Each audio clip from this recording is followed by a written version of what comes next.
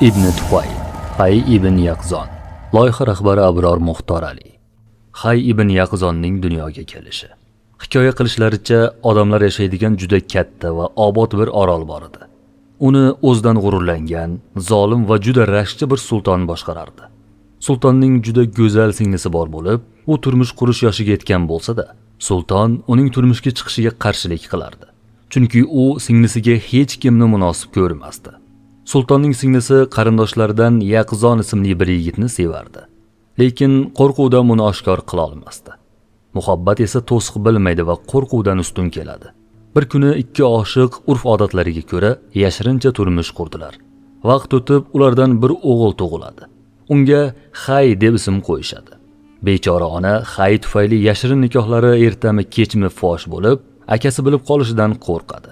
Bu esa uchalasining ham hayotining tugashi degani edi. Shu sababli boladan qutulishlari kerak bo'ladi. Qorong'u tunlarning birida ona chaqalog'ini bir kichik sandiq ichiga joylashtiradi. Suv kirmasligi uchun sandiqni mahkam yopadi. Ishonchli xizmatkorlari bilan birga sandiqni dengiz bo'yiga olib keladi. Qalbi alanga olib yonar, ichi qon yig'lardi. Bolasining o'lishi ehtimoli yosh onaning iliklarigacha titratardi. Ammo bundan boshqa chorasi yo'q edi. Yagona umidi Alloh edi. Qo'llarini ochib Allohga yolvoradi. Ey Robbim, bu bolani yo'qdan bor qilding. Bachadon zulmatida rizqini berding. Dunyoga kelgunicha o'sishini, rivojlanishini ta'minlading. Endi rahimsiz va zolim sultonning zulmi va tug'yonkorligidan qo'rqib, uni yana sening himoyangga topshiraman. Uni qutqarishingni, himoya qilishingni so'rayman. Iltifot qilgin. Uni o'z holiga tashlab qo'yma. Nochor ona duosini tugatganidan so'ng bolasi bilan vidolashib, ko'z yoshlari ichida sandiqni dengizga qo'yib yuboradi. Bola dengizga tashlangan kun yilda faqat bir marta kuzatiladigan suv toshqini davriga to'g'ri kelgan edi. Toshqin to'lqinlari sandiqni o'sha kechaning o'zidayoq sudrab nariga, Avloq orolning sohillariga olib keladi. Dengiz ko'tarilgani uchun suvlar sandiqni orolning ichkarisiga, sohildan ancha uzoq bir joyga eltadi. To'lqinlar sandiqni shamol, yomg'ir va quyoshdan himoyalangan, tuprog'i yumshoq, daraxtlari bir-biriga kirishib ketgan, ko'ngilni o'ziga tortadigan bir o'rmon ichiga tashlaydi. So'ng dengiz asta-asta pasayib, sandiq turgan joydan chekinadi. Shamol sandiq yonida qumdan bir to'siq hosil qiladi. Shu tariqa o'rmon suv toshqinlari paytida suv bosishidan himoyalanadi. Sandiqning taxtalari, mixlari to'lqinlar bilan qattiq to'qnashish tufayli bo'shashib, joyidan siljib, osongina ajralib ketadigan holatga kelgan edi. Qorni ochgan bola yig'lab, tipirchilay boshlaydi. Chaqaloqning ovozi bolasini yo'qotgani sababli hasrat ila sarson sargardon yurgan kiyikning qulog'iga yetdi. Kiyik ovozni izlaydi va sandiqning yoniga keladi. Oyoqlari bilan sandiqning taxtalarini turtkilay boshlaydi. Shundoq ham yaxshigina bo'shashib qolgan taxtalarning bir qismi ajralib ketadi. Kiyik sandiq ichidagi bolani o'z bolasi deb o'ylab, sutiga to'la yelinni uning og'ziga tutadi. Yoqimli suti bilan bolani yaxshigina to'yg'izadi. Boshqa uni tark etmaydi. Qo'lidan kelganicha uni boqishga, katta qilishga harakat qiladi. Ikkinchi bo'lim. Tabiat bag'rida. Ona kiyik.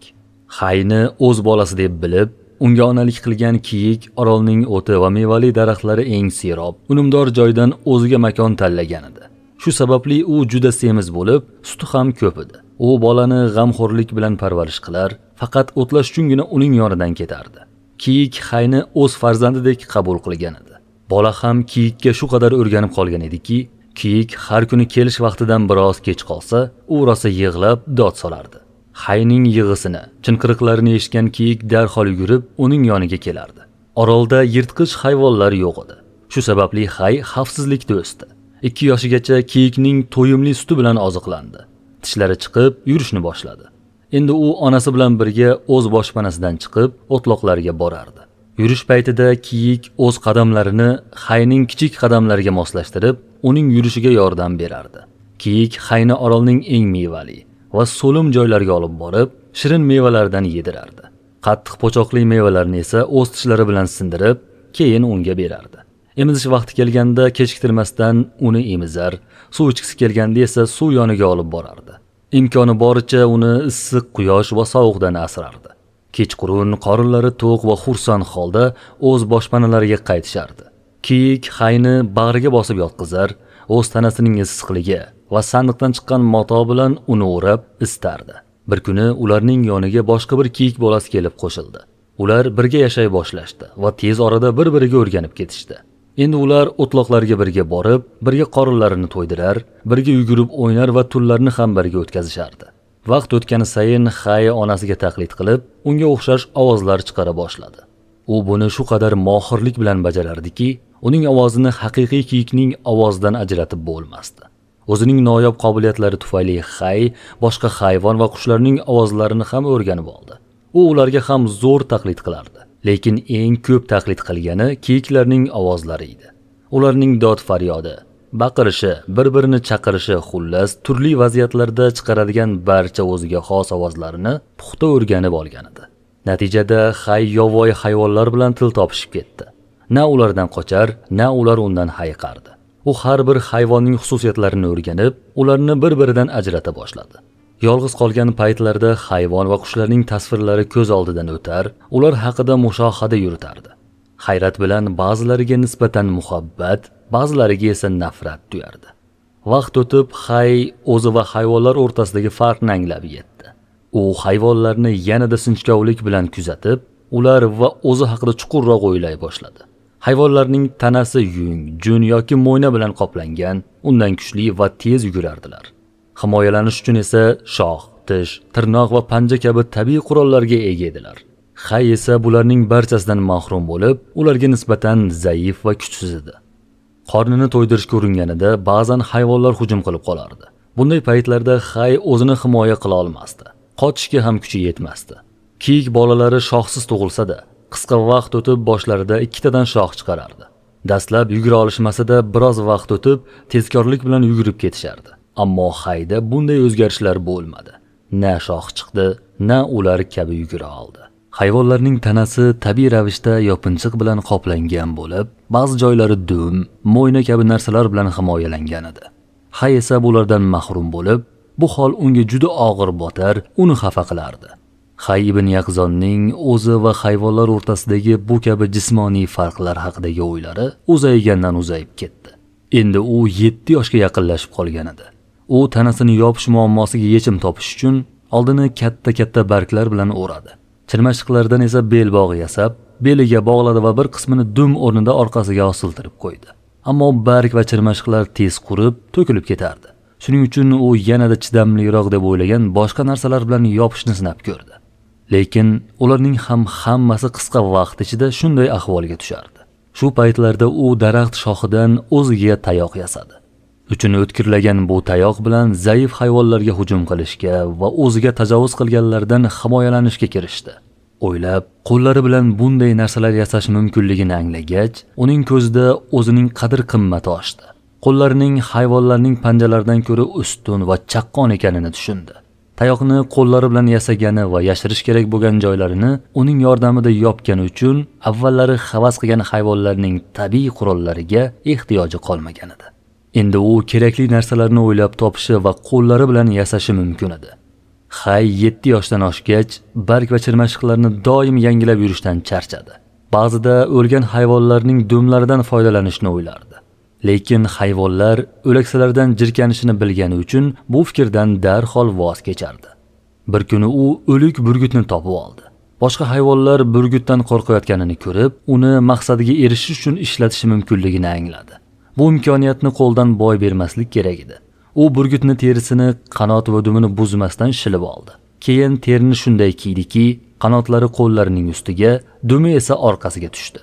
Shunday qilib, u nafaqat ochiq joylarini mahkam yopdi, balki o'zini sovuq va issiqdan ham himoya qildi. Bu kiyim Xayga hayvonlar orasida alohida mavqe bag'ishladi. Hayvonlar undan hayiqib, qo'rqa boshladi. Bu voqeadan so'ng onasi kiyikdan boshqa hech bir hayvon unga yaqinlashishga jur'at qila olmadi. Kiyikning o'limi. Kiyik juda qarib qolguncha ikkalasi bir-biridan ajralmadi. Kiyik keksayib, madori qurigach, endi Xay uni parvarishlay boshladi. U kiyikni mevasi serob, o'tlar go'zal joylarga olib borar, eng shirin mevalarni uning og'ziga tutqazardi. Biroq kiyik kasal bo'lib, umrining oxirgi kunlarini yashayotgan edi. Xayning qilgan g'amxo'rligiga qaramay, u kundan kunga zaiflashib bordi va oxir oqibat o'limga sabab bo'lgan darddan holsizlanib jon berdi. Xay yiqilib qolgan kiyikning harakatsiz yotganini, qo'l oyog'i qimirlamaganini ko'rib, dod solib yig'lay boshladi. Qayg'usidan halok bo'lay deb qolgan edi. Ular doim bir-birini chaqirib turganidek, Xay uni chaqirib javob berishini, harakat qilishini so'radi. Ammo urinishlari zoyi ketdi. Hech qanday javob bo'lmadi. Xay kiyikning ko'zlari, qo'llari, oyoqlari va boshqa a'zolarini birma-bir tekshirib chiqdi. Ularda kasallik yoki xastalik alomatlarini topa olmadi. Shunga qaramay, u kiyikning o'limiga sabab bo'lgan dardning o'chog'ini topib, uni tuzatishga, onasini yana sog'-salomat qilishga umid qilardi. Lekin barcha umidlari puchga chiqdi. Biror narsa qilishga, yordam berishga ojiz edi. Oldingi tajribalardan kelib chiqib, Xay kasallikning sababini aniqlashga qaror qildi. U quyidagicha mushohada yuritdi. Ko'zlarini yumganda yoki oldida to'siq paydo bo'lganida ko'ra olmasdi. Ko'zini ochsa yoki to'siqni olib tashlasa, ko'rardi. Barmoqlarini quloqlariga solganda eshitmasdi, olib tashlaganda esa yana eshitardi. Shuningdek, burnini ushlab tursa, hid sezmasdi. Qo'yib yuborsa, hidlarni seza boshlardi. Demak, kiyikning a'zolarini ishlamaydigan qilib qo'ygan, uni harakatdan to'xtatgan asosiy bir sabab yoki to'siq bor edi. Agar bu to'siq yo'q qilinsa, kiyik yana sog'ayib ketishi mumkin edi. Ammo kiyikning harakatsizligi faqatgina bir a'zo yoki sezgi bilan cheklanmagan, balki butun tanasiga va sezgilariga ta'sir qilgan edi. Kiyikning butun vujudi harakatsiz bo'lib, hayotiyligini yo'qotgan edi. Bundan kelib chiqib, Xay shunday xulosaga keldi. Tananing ichida ko'zga ko'rinmaydigan bir a'zo bor. Boshqa barcha a'zolar o'z hayotiyligini aynan shu a'zodan oladi va unga bog'liq. Kasallik ham o'sha a'zodadir. Agar o'sha a'zoni sog'lomlashtirilsa, boshqa a'zolar ham tuzalib ketadi. Shundan so'ng Xay o'sha muhim a'zo tananing qayerda joylashgan bo'lishi mumkinligini o'rgana boshladi. U o'zi avval ko'rgan o'lik hayvonlarning tanalarini esladi. Deyarli hammasida ichida boshqa a'zolarni saqlash mumkin bo'lgan 3 ta asosiy qism bor edi. Bosh, ko'krak va qorin. Demak, tananing hayotiylik markazi shu 3 qismdan birida joylashgan bo'lishi kerak edi. U tananing hayotiy markazini himoya qila oladigan eng qadrli a'zo, uning fikricha o'rtada joylashgan qism, ya'ni ko'krak bo'lishi kerak deb xulosa qildi. O'zini tekshirib ko'rganida ko'kragida ana shunday a'zo borligini his qildi. U qo'llari, oyoqlari, quloqlari, burni va ko'zlarini alohida tekshirib, ularsiz ham, ularga ehtiyoj sezmasdan ham yashash mumkinligini o'yladi. Xuddi shunday boshsiz yashash ham mumkinga o'xshadi. Ammo ko'ksida mavjudligini sezgan a'zoga kelsak, undan bir lahza ham ajralish, usiz yashash aslo mumkin emasdek tuyuldi. Hayvonlar bilan urushgan paytida ularning hujumidan eng ko'p himoya qilgan joyi ko'kragi edi. Chunki u ichki sezgisi bilan ko'krak ichida qandaydir muhim a'zo borligini his qilardi. Shu alomatlar tufayli u kiyikning kasallangan a'zosi ko'krak ichida joylashgan degan xulosaga keldi. Bu a'zoga yetishish va uni davolash maqsadida Xay kiyikning ko'ksini ochishga qaror qildi. Ammo bir xato qilib, sevimli onasining holatini yanada og'irlashtirib qo'yishdan qo'rqardi. Agar xato qilsa, uning harakati foyda o'rniga zarar keltirishi mumkin edi. Shuning uchun u juda ehtiyotkor va xushyor bo'lish kerak edi. Xay xotirasini bir sarhisob qilib ko'rdi. Onasi kabi o'lgandan keyin yana hayotga qaytgan birorta hayvonni ko'rganmidi? Yo'q. Bunday voqeaga hech qachon duch kelmagan. Demak, onasi uchun ham bunday imkoniyat yo'q edi. Shunga qaramay, u onasining kasallangan a'zosini topib, uni hayotga qaytarishga umid qilardi. Shu sababdan vaqtni boy bermay, onasining ko'kragini ochib, ichidagi a'zoni tekshirishga qaror qildi. Avval o'tkir tosh va qurigan qamishlardan pichoqqa o'xshash asboblar yasadi. Ular bilan qovurg'a suyaklari orasidagi go'shtni kesib, suyaklarni o'rab turgan mustahkam pardagacha go'shtni kesdi. Parda shu qadar chidamli ediki, Xay uning faqat o'zi izlayotgan eng muhim a'zo uchun shunday himoya bo'lishi mumkin deb o'yladi. Agar bu pardani ochsa, izlagan a'zoni topishiga umid qildi. Pardani ochishga urinish juda og'ir kechdi. Axir u tosh va qamishdan yasalgan jo'n asboblar bilan ishlayotgan edi. Xay asboblarini bir necha bor o'tkirlab, pardani yorishning turli usullarini sinab ko'rdi va nihoyat maqsadiga yetdi. Pardani ochganida qarshisida o'pka paydo bo'ldi. Avvaliga izlagan a'zosini topdim deb o'yladi. Uni har tomondan ehtiyotkorlik bilan aylantirib, tekshirib chiqdi. Lekin hech qanday kasallik alomatini topa olmadi. Bu o'pkaning faqatgina bir qismi edi. Bu qismning boshqa tomonga egilganligini ko'rdi. Ammo u izlayotgan a'zoning eniga ham, bo'yiga ham tananing aynan o'rtasida bo'lishi kerak deb o'ylardi. Shu sababdan izlashda davom etdi. Nihoyat juda mustahkam qobiq va chidamli bog'lamlar bilan o'ralgan, keskan tomonidan o'pka bilan himoyalangan yurakni topdi. Agar bu a'zo ikkinchi tomondan ham shu kabi himoyalangan bo'lsa, u tananing aynan o'rtasida joylashgan va hay izlayotgan a'zo bo'lishi kerak edi. Qolaversa, yurakning go'zal shakli, mustahkam to'qimasi va atrofidagi himoya qatlamlari uning boshqa a'zolardan farqli ekanini ko'rsatib turardi. Hay darhol ko'krakning ikkinchi tomonini ham o'rganishga kirishdi. U yerda ham yurak, qobiqlar, bog'lamalar va o'pka bilan himoyalanganini ko'rib, izlayotgan a'zosi yurak ekaniga amin bo'ldi. Endi u yurakni o'rab turgan qobiqni ochish kerak edi. Ming mashaqqat bilan bor kuch va e'tiborini jamlab, qobiqni ochdi va yurakni tanadan ajratib oldi. Yurakning sirtida hech qanday chuqurcha yoki kasallik izi yo'q edi. U uni qattiqroq siqib, ichini tekshirib ko'rdi. Yumshoqligidan ichida bo'shliq borligini angladi. O'ziga o'zi, demak, men izlayotgan narsa shu a'zoning ichida bo'lishi kerak dedi. Yurakni ochib, ichida o'ng va chap tomonda ikkita bo'shliq borligini ko'rdi. O'ng tomondagi bo'shliq ivigan qonga to'la edi. Chap tomondagisi esa butunlay bo'sh edi. Hay tana tirikligida qonning ivib qolishi mumkin emasligini tushunardi. Chunki bu qon tananing boshqa qismlaridagi qondan farq qilmasdi. Qon tanadan chiqqach ivib, keyin qotiydi. Qolaversa qon faqat yurakkagina xos emas, boshqa a'zolarda ham bor edi. Holbuki u izlayotgan narsa bir lahza ham ajralmas, aynan shu a'zoga tegishli bo'lishi kerak edi. Hayning o'zi ham bir necha bor hayvonlar tomonidan yaralanib, ko'p qon yo'qotgan. Lekin bu unga jiddiy zarar yetkazmagan va biror a'zosini ishlashiga xalal bermagan edi. Demak, u izlagan narsa bu bo'shlig'ida emasdi. Yurakning chap bo'shlig'ida esa hech narsa ko'rinmasdi. Shu bilan birga, Hay bu bo'shliqni butunlay keraksiz va foydasiz bo'lishi mumkin emasligini bilardi. Chunki tanadagi har bir a'zoning o'z vazifasi bor. Yurak kabi muhim a'zoning bir qismi vazifasiz bo'lishi aqlga sig'masdi. Shunda u izlagan narsa aynan shu chap bo'shliqda bo'lgani, lekin tana o'lgach, uni tark etib ketganiga shubhasi qolmadi. O'sha narsa ketgach, tana hayotiyligini yo'qotib, idrok qila olmaydigan va harakatsiz holga kelgan edi. Hay shuni aniq tushundiki, agar yurakning o'ng bo'shlig'idagi narsa qon, kiyikning tanasi sog'lomligidayoq uni tark etgan bo'lsa, endi butunlay parchalanib ketgan tanaga qaytib kelmaydi. Shundan so'ng tana uning ko'zida butun qadrini yo'qotdi. U haqiqiy qadrli narsaning tanada bir muddat yashab, so'ngra uni tark etib ketadigan jon ekanligini anglab yetdi. Endi uning butun fikri, xayoli va sa'y-harakati o'sha sirli narsani tushunish va topishga qaratildi. Hayning xayolida endi savollar paydo bo'ldi. O'sha jon nima o'zi? U qanday mavjudot? Uni tanaga nima bog'lab turadi? Tanani tark etgach qayerga ketdi? Qaysi eshikdan chiqib ketdi? Tanadan o'z xohishi bilan ketdimi yoki majbur bo'ldimi? Agar majbur bo'lgan bo'lsa, uni chiqib ketishiga undagan sabablar nima edi? Agar o'z xohishi bilan ketgan bo'lsa, tanadan bezishiga nimalar sabab bo'ldi? Bu kabi javobsiz savollar qarshisida Hayning fikri chalkashib, hayron bo'lib qoldi. Endi unga ayon ediki, unga shafqat qilgan, to'ydirgan, mehr quchog'iga olgan narsa tana emasdi. Tana bilan bog'liq deb o'ylagan ishlarning aslida tanaga aloqasi yo'q edi. Bularning barchasi tanani vaqtinchalik makon tutgan va so'ng uni tark etgan o'sha jonning ishi edi. O'sha jon uchun tana xuddi hayvonlar bilan urushish uchun qo'llanadigan tayoq kabi shunchaki bir vosita edi. Bu fikrlardan keyin Hay tanaga nisbatan butunlay befarq bo'lib qoldi. Endi uning butun diqqat, e'tibori va harakati tanaga jon ato etgan o'sha ruhni tushunishga qaratilgandi. Vaqt o'tishi bilan kiyikning jasadi sasib, atrofga badbo'y hid tarqala boshladi. Aynan shu paytda u ikkita qarg'aning janjaliga guvoh bo'ldi. Qarg'alardan biri ikkinchisini o'ldirdi.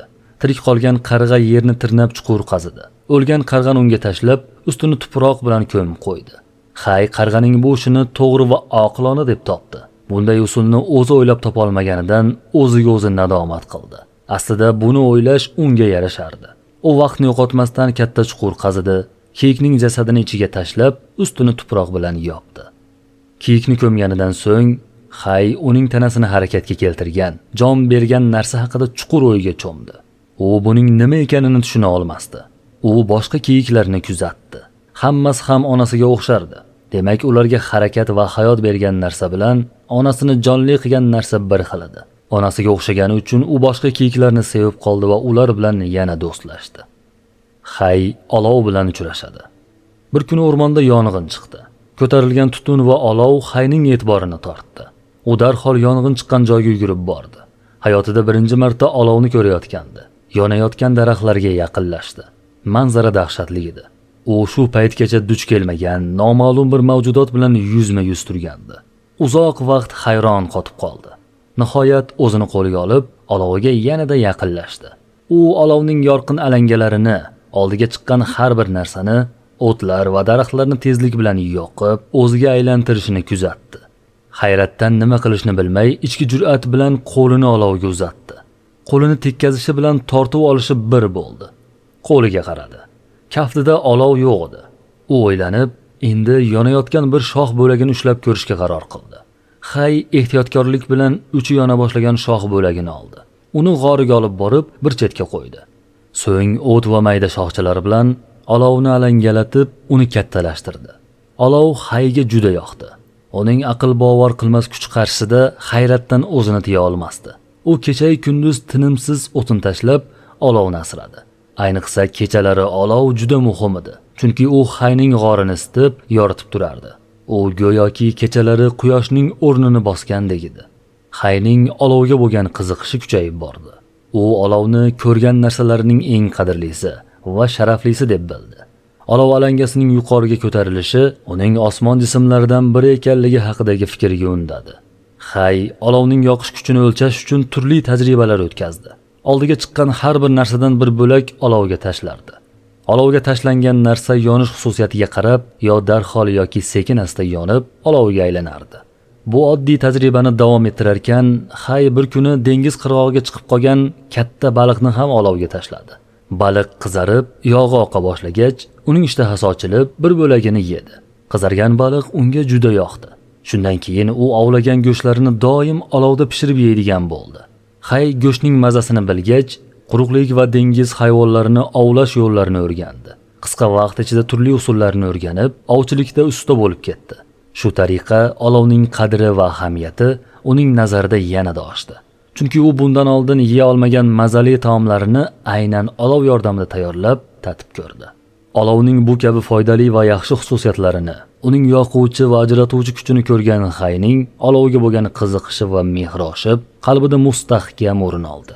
Buning natijasida uni boqib katta qilgan kiyikning yuragidan chiqqan narsa olov turining bir qismi bo'lishi mumkin degan fikr uning xayoliga keldi. Chindan ham hayvonlar tirikligida tanasi issiq, o'lganidan so'ng esa sovuq bo'lib qolardi. Bu holat hech qachon o'zgarmasdi. Xay o'zining ko'kragi ostida ham doimo qattiq bir issiqlik his qilardi. Bu hodisa uning fikrini yanada kuchaytirdi. Ham tirik, ham o'lik hayvonlarda va o'zida hukmron bo'lgan bu o'zgarmas tartibni anglab yetganidan so'ng uning xayoliga bir fikr keldi.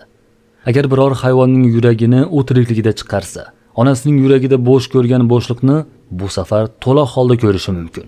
Shunda u bu bo'shliqni to'ldirgan narsaning olov turidan ekanligini, ya'ni olov va nurdan biror izi bor yo'qligini tushunib olishi mumkin edi. Xay darhol ovga chiqdi va uchratgan birinchi hayvonini tutdi. Uning qo'l oyog'ini mahkam bog'lab, onasining ko'kragini yorgan joyidan yorib, yurakka yetdi. Yurakning chap tomonini ochganida, onasining yuragida bo'sh bo'lgan bu bo'shliq oq tumanga o'xshash issiq bug'li havoga to'la edi. U barmoqlarini ichkariga tiqdi. Yurak qo'lini kuydiradigan darajada issiq edi, lekin barmog'ini kirgizishi bilan hayvon o'lib qoldi. Bu tajribadan u quyidagi xulosaga keldi. Hayvonlarga jon bag'ishlagan narsa o'sha issiq bug' ekan. Boshqa barcha hayvonlarning yuragida ham xuddi shunday issiq bug' bor. Bu bug' yurakdan ajralishi bilan hayvonlar o'ladi. Keyin Xayning ichida hayvonlarning boshqa a'zolari, ularning tuzilishi, tartibi, soni va xususiyatlarini o'rganish istagi uyg'ondi. Unda jonlilikni saqlab qolish uchun yurakdagi issiq bug'dan qanday foydalanish, bu bug' tanada qanday hosil bo'lishi va nega tugab qolmasligi haqida tekshirish va o'rganish istagi uyg'ondi. U vaqtni yo'qotmasdan bu niyatni amalga oshirishga kirishdi. Qo'liga tushgan barcha tirik yoki o'lik hayvonlarni katta qiziqish bilan parchalab o'rgandi. U shu qadar tirishib ishladiki, qisqa vaqt ichida tanadagi a'zolar tuzilishini yaxshigina o'rgandi. Hayvonlar turli a'zolarga, his-tuyg'ularga va harakatlarga ega edi. Biroq bularning hammasi yagona manbadan, tana bo'ylab tarqaladigan hayvoniy ruhdan kelib chiqqani uchun bir butun hisoblanardi. Barcha a'zolar shu ruhning yo yordamchisi yoki tashuvchisi edi. Tanani boshqarish borasida ruhning vazifasi turli qurollar yordamida jang qiladigan yoki ovga chiqadigan odamning ishiga o'xshaydi. Jang qurollari himoya va hujumga bo'linganidek, ov asboblari ham quruqlik yoki dengiz hayvonlarini ovlashga moslashgan. Hayvonlarni kesib o'rganishda foydalaniladigan asboblar ham shunday. Biri kesish uchun, boshqasi teshish uchun. Ammo bulardan foydalanadigan inson esa yagonadir.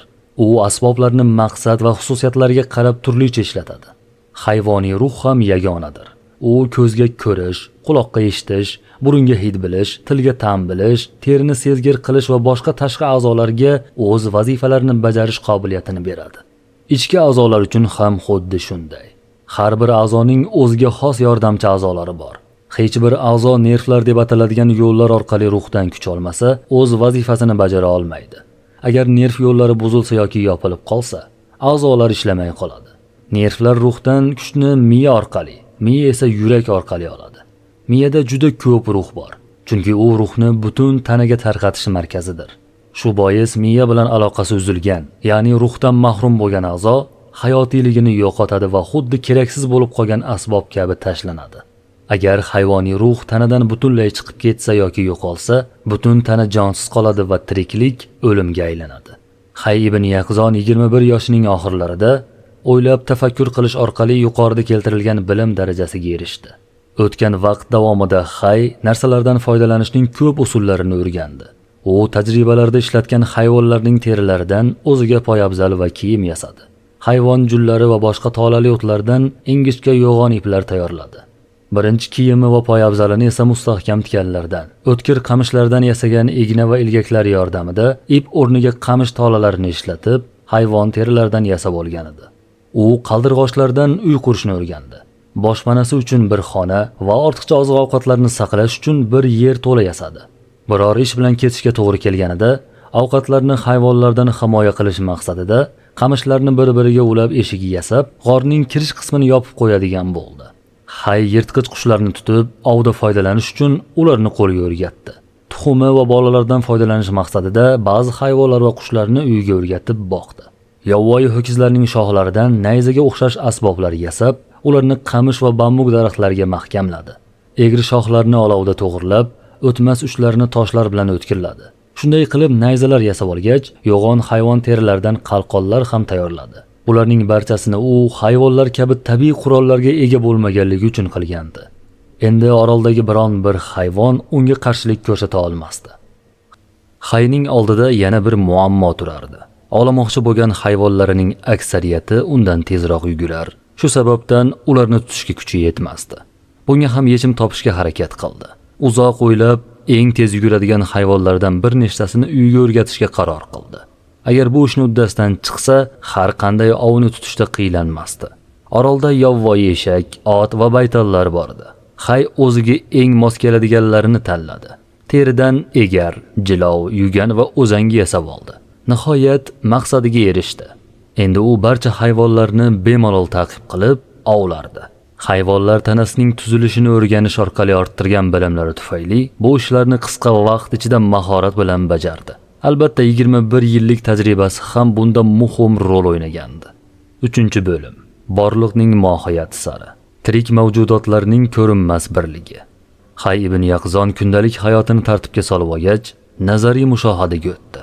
U dunyodagi barcha mavjudotlarni, hayvonlar, o'simliklar, ma'danlar, toshlar, tuproq, suv, bug', qor, do'l, tutun, alanga, cho'g' va issiqlikni o'rganishni boshladi. U har birida o'ziga xos xususiyatlar, turli ta'sirlar hamda bir-biriga mos keladigan yoki qarama-qarshi harakatlarni kuzatdi. Haqiqatga erishish uchun bu farqli va nozik jihatlarni katta e'tibor bilan o'rgandi. Narsalar ayrim xususiyatlari bilan bir xil, ba'zilari bilan esa farqli edi. O'xshash xususiyatlariga ko'ra hamma narsani bir va yagona deb hisoblash mumkin edi. Lekin farqlarga qarab esa ular bir-biriga zid va juda ko'p edi. Hay narsalarni bir-biridan ajratib turadigan xususiyatlarga qarab, olamni son sanoqsiz, aniqlab bo'lmas darajadagi ko'plikda ko'rdi. Bu jihatdan u o'zida ham ko'plik borligini tushundi. Chunki uning ko'p sonli va turli xil a'zolari bor. Har birining o'z xususiyati va vazifasi mavjud edi. U har bir a'zo ko'plab boshqa narsalardan tashkil topgan degan xulosaga keldi va butun olamni ham shunday alohida birma-bir o'rganib chiqdi. So'ngra Hay o'zi va boshqa narsalarni o'zgacha yondashuv bilan o'rganishga kirishdi. Uning fikricha, garchi a'zolar ko'p bo'lsa-da, ular bir-biriga tutash va bog'liq bo'lgani uchun yagona bir narsa deb hisoblash mumkin edi.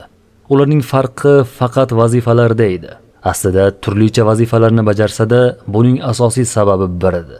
Bu uning mohiyatini tashkil etuvchi va barcha a'zolari unga vosita bo'lgan insoniy ruh edi. Shu jihatdan qaraganda o'zini bir deb bilishi muqarrar edi. O'z tanasi haqidagi fikrlari aniqlashgach, u butun diqqatini hayvonlar va ularning turlariga qaratdi. Yuqoridagi yondashuvga ko'ra u har bir hayvonni ham yagona bir butunlik deb hisoblashga majbur bo'ldi. Shundan so'ng u ot, eshak, kiyik kabi hayvonlar va qushlar turlarini kuzatdi.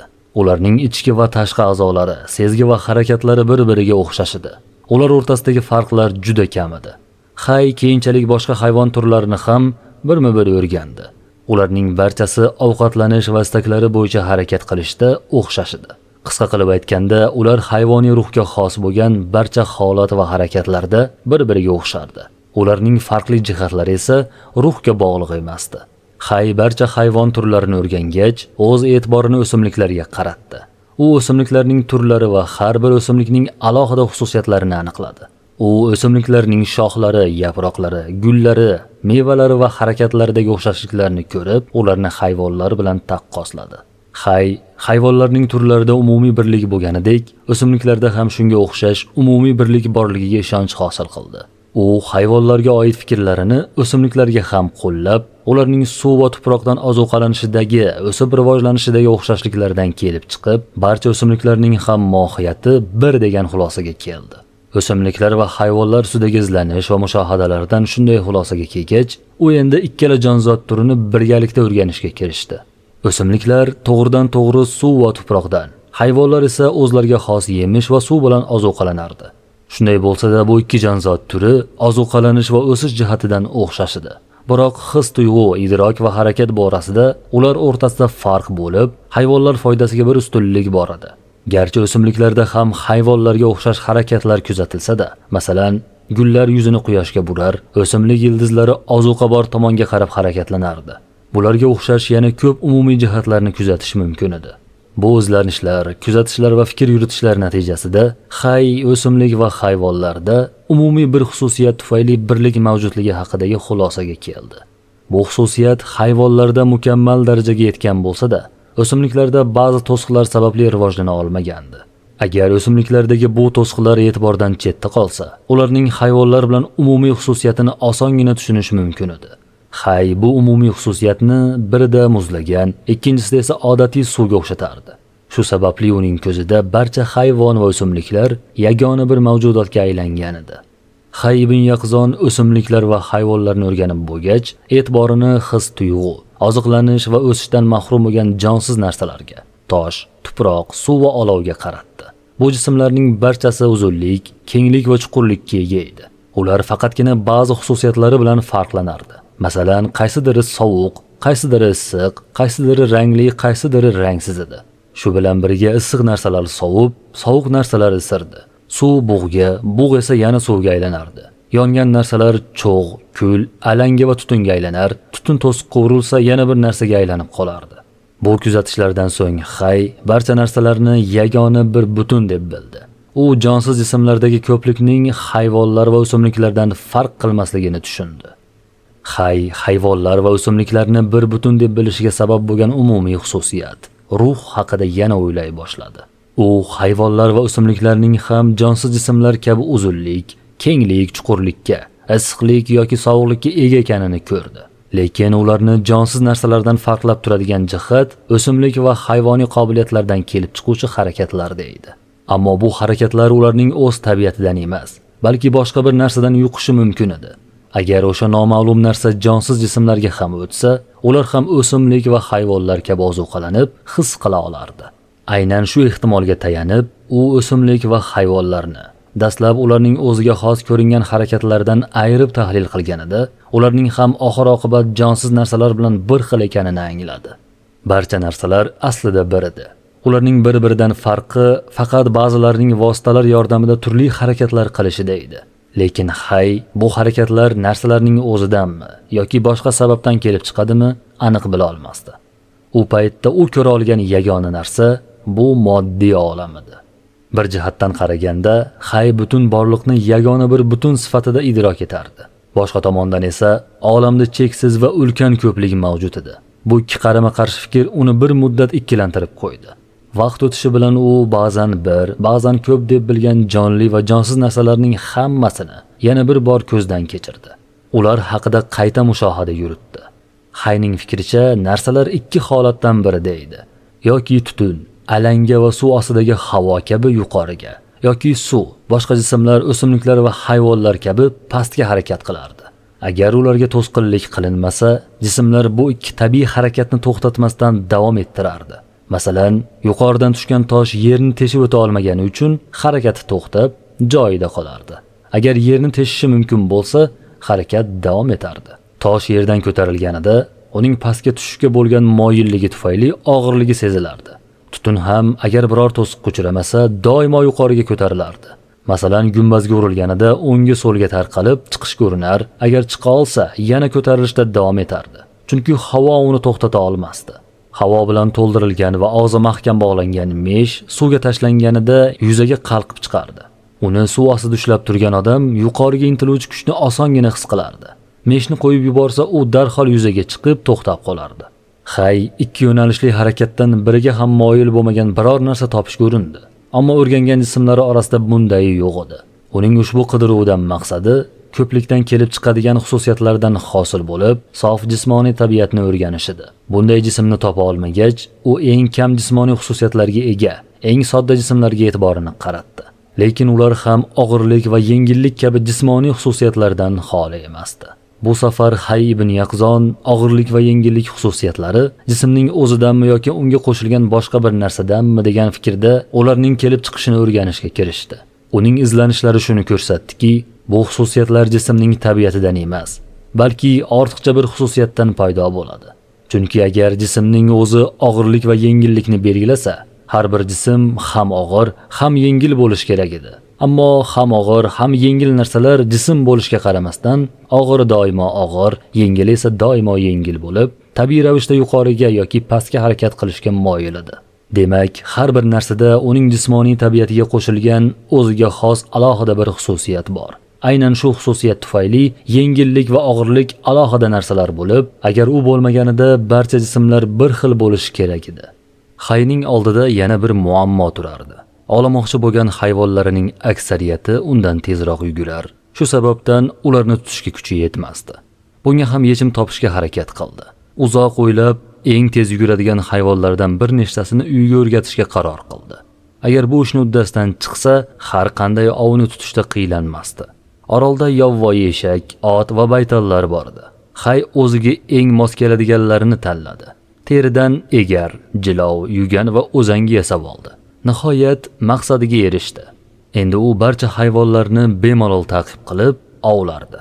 Hayvonlar tanasining tuzilishini o'rganish orqali orttirgan bilimlari tufayli bu ishlarni qisqa vaqt ichida mahorat bilan bajardi. Albatta 21 yillik tajribasi ham bunda muhim rol o'ynagandi. 3-bo'lim. Borliqning mohiyati sari. Tirik mavjudotlarning ko'rinmas birligi. Hay ibn Yaqzon kundalik hayotini tartibga solib olgach, nazariy mushohadaga o'tdi. U dunyodagi barcha mavjudotlarni, hayvonlar, o'simliklar, ma'danlar, toshlar, tuproq, suv, bug', qor, do'l, tutun, alanga, cho'g' va issiqlikni o'rganishni boshladi. U har birida o'ziga xos xususiyatlar, turli ta'sirlar hamda bir-biriga mos keladigan yoki qarama-qarshi harakatlarni kuzatdi. Haqiqatga erishish uchun bu farqli va nozik jihatlarni katta e'tibor bilan o'rgandi. Narsalar ayrim xususiyatlari bilan bir xil, ba'zilari bilan esa farqli edi. O'xshash xususiyatlariga ko'ra hamma narsani bir va yagona deb hisoblash mumkin edi. Lekin farqlarga qarab esa ular bir-biriga zid va juda ko'p edi. Hay narsalarni bir-biridan ajratib turadigan xususiyatlarga qarab, olamni son-sanoqsiz, aniqlab bo'lmas darajadagi ko'plikda ko'rdi. Bu jihatdan u o'zida ham ko'plik borligini tushundi. Chunki uning ko'p sonli va turli xil a'zolari bor. Har birining o'z xususiyati va vazifasi mavjud edi. U har bir a'zo ko'plab boshqa narsalardan tashkil topgan degan xulosaga keldi va butun olamni ham shunday alohida birma-bir o'rganib chiqdi.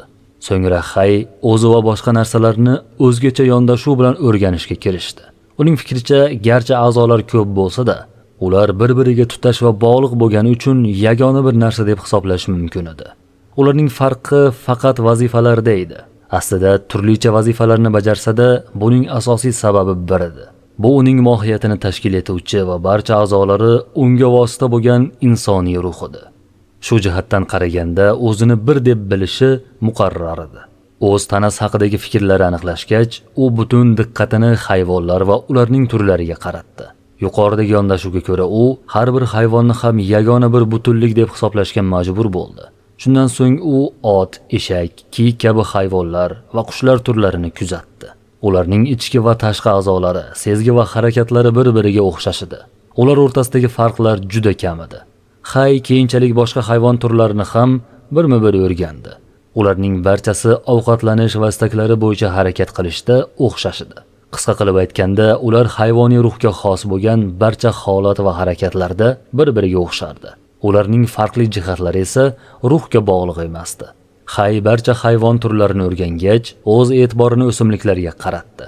U o'simliklarning turlari va har bir o'simlikning alohida xususiyatlarini aniqladi. U o'simliklarning shoxlari, yaproqlari, gullari, mevalari va harakatlaridagi o'xshashliklarni ko'rib, ularni hayvonlar bilan taqqosladi.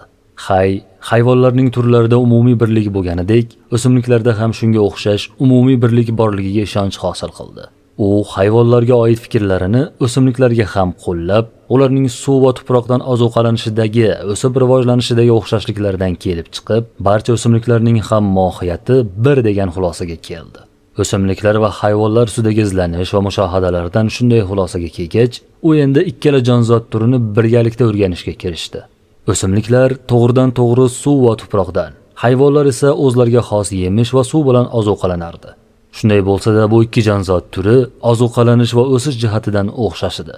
Biroq his-tuyg'u, idrok va harakat borasida ular o'rtasida farq bo'lib, hayvonlar foydasiga bir ustunlik bor edi. Garchi o'simliklarda ham hayvonlarga o'xshash harakatlar kuzatilsa-da, masalan, gullar yuzini quyoshga burar, o'simlik yildizlari ozuqa bor tomonga qarab harakatlanardi. Bularga o'xshash yana ko'p umumiy jihatlarni kuzatish mumkin edi. Bu izlanishlar, kuzatishlar va fikr yuritishlar natijasida o'simlik va hayvonlarda umumiy bir xususiyat tufayli birlik mavjudligi haqidagi xulosaga keldi. Bu xususiyat hayvonlarda mukammal darajaga yetgan bo'lsa-da, o'simliklarda ba'zi to'siqlar sababli rivojlana olmagandi. Agar o'simliklardagi bu to'siqlar e'tibordan chetda qolsa, ularning hayvonlar bilan umumiy xususiyatini osongina tushunish mumkin edi. Bu umumiy xususiyatni birida muzlagan, ikkinchisida esa odatiy suvga o'xshatardi. Shu sababli uning ko'zida barcha hayvon va o'simliklar yagona bir mavjudotga aylangan edi. Ibn Yaqzon o'simliklar va hayvonlarni o'rganib bo'lgach, e'tiborini his-tuyg'u, oziqlanish va o'sishdan mahrum bo'lgan jonsiz narsalarga, tosh, tuproq, suv va olovga qaratdi. Bu jismlarning barchasi uzunlik, kenglik va chuqurlikka ega edi. Ular faqatgina ba'zi xususiyatlari bilan farqlanardi. Masalan, qaysidiri sovuq, qaysidiri issiq, qaysidiri rangli, qaysidiri rangsiz edi. Shu bilan birga issiq narsalar sovib, sovuq narsalar isirdi. Suv bug'ga, bug' esa yana suvga aylanardi. Yongan narsalar cho'g', kul, alanga va tutunga aylanar, tutun to'siq qovurilsa yana bir narsaga aylanib qolardi.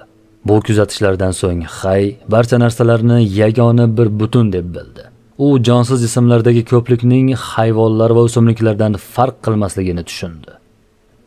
Hayvonlar va o'simliklarni bir butun deb bilishiga sabab bo'lgan umumiy xususiyat, ruh haqida yana o'ylay boshladi. U hayvonlar va o'simliklarning ham jonsiz jismlar kabi uzunlik, kenglik, chuqurlikka, issiqlik yoki sovuqlikka ega ekanini ko'rdi. Lekin ularni jonsiz narsalardan farqlab turadigan jihat o'simlik va hayvoniy qobiliyatlardan kelib chiquvchi harakatlarda edi. Ammo bu harakatlar ularning o'z tabiatidan emas, balki boshqa bir narsadan yuqishi mumkin edi. Agar o'sha noma'lum narsa jonsiz jismlarga ham o'tsa, ular ham o'simlik va hayvonlar kabi ozuqalanib, his qila olardi. Aynan shu ehtimolga tayanib, u o'simlik va hayvonlarni dastlab ularning o'ziga xos ko'ringan harakatlaridan ayirib tahlil qilganida, ularning ham oxir-oqibat jonsiz narsalar bilan bir xil ekanini angladi. Barcha narsalar aslida bir edi. Ularning bir-biridan farqi faqat ba'zilarining vositalar yordamida turli harakatlar qilishida edi. Lekin bu harakatlar narsalarning o'zidanmi yoki boshqa sababdan kelib chiqadimi, aniq bila olmasdi. U paytda u ko'ra olgan yagona narsa bu moddiy olam edi. Bir jihatdan qaraganda, Hay butun borliqni yagona bir butun sifatida idrok etardi. Boshqa tomondan esa olamda cheksiz va ulkan ko'plik mavjud edi. Bu ikki qarama-qarshi fikr uni bir muddat ikkilantirib qo'ydi. Vaqt o'tishi bilan u ba'zan bir, ba'zan ko'p deb bilgan jonli va jonsiz narsalarning hammasini yana bir bor ko'zdan kechirdi. Ular haqida qayta mushohada yuritdi. Hayning fikricha, narsalar ikki holatdan birida edi. Yoki tutun, alanga va suv ostidagi havo kabi yuqoriga, yoki suv, boshqa jismlar, o'simliklar va hayvonlar kabi pastga harakat qilardi. Agar ularga to'sqinlik qilinmasa, jismlar bu ikki tabiiy harakatni to'xtatmasdan davom ettirardi. Masalan, yuqoridan tushgan tosh yerni teshib o'ta olmagani uchun harakati to'xtab, joyida qolardi. Agar yerni teshishi mumkin bo'lsa, harakat davom etardi. Tosh yerdan ko'tarilganida, uning pastga tushishga bo'lgan moyilligi tufayli og'irligi sezilardi. Tutun ham agar biror to'siqqa uchramasa, doimo yuqoriga ko'tarilardi. Masalan, gumbazga urilganida o'ngga so'lga tarqalib chiqish ko'rinar, agar chiqa olsa, yana ko'tarilishda davom etardi. Chunki havo uni to'xtata olmasdi. Havo bilan to'ldirilgan va og'zi mahkam bog'langan mesh suvga tashlanganida yuzaga qalqib chiqardi. Uni suv ostida ushlab turgan odam yuqoriga intiluvchi kuchni osongina his qilardi. Meshni qo'yib yuborsa, u darhol yuzaga chiqib to'xtab qolardi. Hay ikki yo'nalishli harakatdan biriga ham moyil bo'lmagan biror narsa topish ko'rindi. Ammo o'rgangan jismlari orasida bunday yo'q edi. Uning ushbu qidiruvdan maqsadi ko'plikdan kelib chiqadigan xususiyatlardan hosil bo'lib, sof jismoniy tabiatni o'rganish edi. Bunday jismni topa olmagach, u eng kam jismoniy xususiyatlarga ega, eng sodda jismlarga e'tiborini qaratdi. Lekin ular ham og'irlik va yengillik kabi jismoniy xususiyatlardan xoli emasdi. Bu safar Hay ibn Yaqzon og'irlik va yengillik xususiyatlari jismning o'zidanmi yoki unga qo'shilgan boshqa bir narsadanmi degan fikrda ularning kelib chiqishini o'rganishga kirishdi. Uning izlanishlari shuni ko'rsatdiki, bu xususiyatlar jismning tabiatidan emas, balki ortiqcha bir xususiyatdan paydo bo'ladi. Chunki agar jismning o'zi og'irlik va yengillikni belgilasa, har bir jism ham og'ir, ham yengil bo'lishi kerak edi. Ammo ham og'ir, ham yengil narsalar jism bo'lishiga qaramasdan, og'ir doimo og'ir, yengil esa doimo yengil bo'lib, tabiiy ravishda yuqoriga yoki pastga harakat qilishga moyil edi. Demak, har bir narsada uning jismoniy tabiatiga qo'shilgan o'ziga xos alohida bir xususiyat bor. Aynan shu xususiyat tufayli yengillik va og'irlik alohida narsalar bo'lib, agar u bo'lmaganida barcha jismlar bir xil bo'lishi kerak edi. Bundan kelib chiqib, Hay og'ir va yengil narsalar ikki narsaning birlashishidan tashkil topganini angladi. Birinchisi ular uchun umumiy bo'lgan jismlik, ikkinchisi esa har biriga xoslik beradigan va ajratib turadigan. Jismlikka qo'shilganda yengilni yuqoriga, og'irni esa pastga harakatlantiruvchi yengillik va og'irlik xususiyatlari edi. Bu yondashuv asosida Hay barcha harakatli va harakatsiz, tirik va jonsiz jismlarni o'rganib chiqdi. Ularning har biri jismlik va unga qo'shilgan 1, 2, 3 yoki undan ortiq xususiyatlardan tashkil topganligini angladi va har bir jismning o'ziga xos shakli, surati borligini tushunib yetdi. Jismlarning shakllari Hay ibn Yaqzonning aqliy olamdan olgan ilk bilimi edi. Chunki bu shakllarni his tuyg'ular bilan emas, faqat aql bilan anglash mumkin edi. Aql yuritish orqali anglagan ilk narsalardan yana biri esa ichidagi tirik ruh edi. Uning mohiyati jismga qo'shilib, unga his tuyg'u, harakat va idrok kabi qobiliyatlarni beradigan, jismlikdan alohida bo'lgan bir xususiyat edi. Aynan shu xususiyat ruhning o'ziga xos shakli va uni boshqalardan ajratib turadigan farqidir. Hay ibn Yaqzon shunday mushohada orqali haqiqatini anglashga uringan ruh jismlikka qo'shilgan boshqa bir narsa ekanligini tushunib yetdi. Jismlik boshqa narsalarda ham bor edi, ammo hammasida ruh yo'q edi. Ruh jism va jismlikdan alohida ekanligini anglagach, Hayning nazarida jismlik o'z qadrini yo'qotdi. U unga ahamiyat bermay qo'ydi. Uning butun e'tibori ruhga qaratildi va uning haqiqatini tushunish istagi paydo bo'ldi. Shundan so'ng u butun fikrini faqat ruh bilan chekladi. Hay narsalarni endi jismoniy tabiatiga qarab emas, balki ularni bir-biridan ajralishini ta'minlaydigan, o'ziga xosliklarni tashkil etadigan shakllarga qarab o'rganishni boshladi. U buni haqiqatga yetish yo'lidagi dastlabki qadam deb bildi. U barcha narsalarni birma-bir, eng nozik jihatlarigacha o'rganib chiqdi. Ba'zi narsalar bajargan harakatlariga qarab bir xil shaklga ega edi. Boshqa bir qismida esa umumiy shakldan tashqari o'ziga xos harakatlarga sabab bo'ladigan yana boshqa shakllar ham bor edi. Ba'zilari esa umumiy bo'lgan birinchi va ikkinchi shakldan tashqari uchinchi bir shaklni ham tashirdi. Shunday qilib, tuproq, tosh, ma'dan, o'simlik, hayvon va boshqa og'ir jismlarning barchasi umumiy bo'lgan ilk shakl tufayli o'xshash edi. Agar ularga to'siq bo'lmasa, bu shakl sababli pastga qarab harakat qilardilar. Agar yuqoriga otilsa, biroz ko'tarilgach, yana o'sha shakl tufayli darhol pastga tushardilar. Narsalar tashkil etgan butunning bir qismi bo'lgan o'simlik va hayvonlar og'irlik va pastga harakatlanish xususiyati bo'yicha boshqa jismlarga o'xshasa-da, ozuqalanish va o'sishga manba bo'lgan shakllari orqali ulardan farqlanardi. Bu ikki harakat faqat o'simliklar va hayvonlarda mavjud bo'lib, ruh deb nomlangan narsadan kelib chiqardi. Hayvonlar ham umumiy bo'lgan birinchi og'irlik va ikkinchi o'sish shakllari bilan o'simliklarga o'xshash bo'lsa-da, his, tuyg'u va harakat kabi qobiliyatlarni beruvchi uchinchi shakli bilan ulardan ajralib turardi. Har bir hayvon turini boshqasidan ajratib turadigan o'ziga xos farq bor edi. Bu farq boshqa turlar bilan umumiy bo'lgan shakldan tashqari o'ziga xos alohida shakldan kelib chiqardi. O'simliklar turlari ham xuddi hayvonlar kabi mana shu o'ziga xos farqlar tufayli bir-biridan ajralib turardi. Narsalarga shakl beruvchi oliy kuch. Hay ibn Yaqzon kuzatish va izlanishlardan so'ng shunday xulosaga keldi. Paydo bo'lish va yo'q bo'lish olamini tashkil etgan narsalarning bir qismi umumiy bo'lgan jismlik xususiyatlaridan tashqari oz yoki ko'p ortiqcha xususiyatlarning birlashishidan iborat bir haqiqatdir. Uning fikricha, tarkibiy qismlari oz bo'lgan narsalarni tushunish, tarkibiy qismlari ko'p bo'lganlarni tushunishdan osonroq edi. Shu sababli avval tarkibiy qismlari oz bo'lgan eng oddiy narsalardan o'rganishni boshladi. O'simliklar va hayvonlar murakkab tuzilgan jonzotlar bo'lgani uchun Hay ularni o'rganishni keyinga qoldirdi. U avval harakatlari va tarkibiy qismlari oz bo'lgan suv, tuproq, olov va havo kabi narsalarni o'rganishga kirishdi. Avvallari u bu to'rt narsa bir-biriga aylanishi va ular o'rtasida jismlikka xos umumiy xususiyat borligini o'ylagandi. Bu umumiy xususiyat ularni bir-biridan ajratib turadigan boshqa xususiyatlardan farqli edi. Agar bu umumiy xususiyatni ajratib olsa, narsaning na pastga yoki yuqoriga harakat qilishi, na sovuq yoki issiq bo'lishi, na ho'l yoki quruq bo'lishi mumkin edi. Chunki bu xususiyatlar barcha jismlarga xos emasdi. Demak, ular sof jismlik tufayli paydo bo'lmaydi. Agar biror narsada jismlikdan boshqa xususiyat bo'lmasa, unda bu xususiyatlarning hech biri bo'lmasdi. Shu sababli Hay barcha narsalarga xos umumiy bir xususiyat borligiga ishona boshladi. Shundan so'ng Hay ibn Yaqzon barcha jonli va jonsiz jismlarga tegishli bo'lgan umumiy xususiyat bor yo'qligini o'rganishga kirishdi. U topa olgan yagona xususiyat har bir narsaning uzunlik, kenglik va chuqurlikka, ya'ni hajmga ega ekanligi edi. Garchi bu hajm jismning tabiatidan kelib chiqsa-da, sof hajmga ega narsani his-tuyg'ular orqali idrok etib bo'lmasdi. Uni anglash uchun hajmdan tashqari yana bir yoki bir nechta xususiyat bo'lishi kerak edi. Keyin Hay ibn Yaqzon hajmning yolg'izmi yoki boshqa bir xususiyat bilan birlashibmi jismni tashkil qilgani haqida o'yladi. Natijada u hajm bilan birgalikda jismni hosil qiluvchi moddani topdi. Hajm o'z-o'zicha mavjud bo'la olmasdi. Xuddi modda ham hajmsiz bo'la olmagani kabi. Demak, bu ikkisi bir-biri bilan uzviy bog'liq edi. Hay moddani yaxshiroq tushunish uchun uni turli shakllarga mos keluvchi jismlar bilan solishtirdi. Solishtirish orqali aniqlashtirib olishni o'yladi. Masalan, loydan dumaloq shakl yasaganida uning hajmi sharning o'lchovida bo'lardi. Uning shaklini buzib, kub yoki tuxumsimon shaklga keltirganda ham loyning o'zi o'zgarmas, faqatgina uning o'lchamlari o'zgarardi.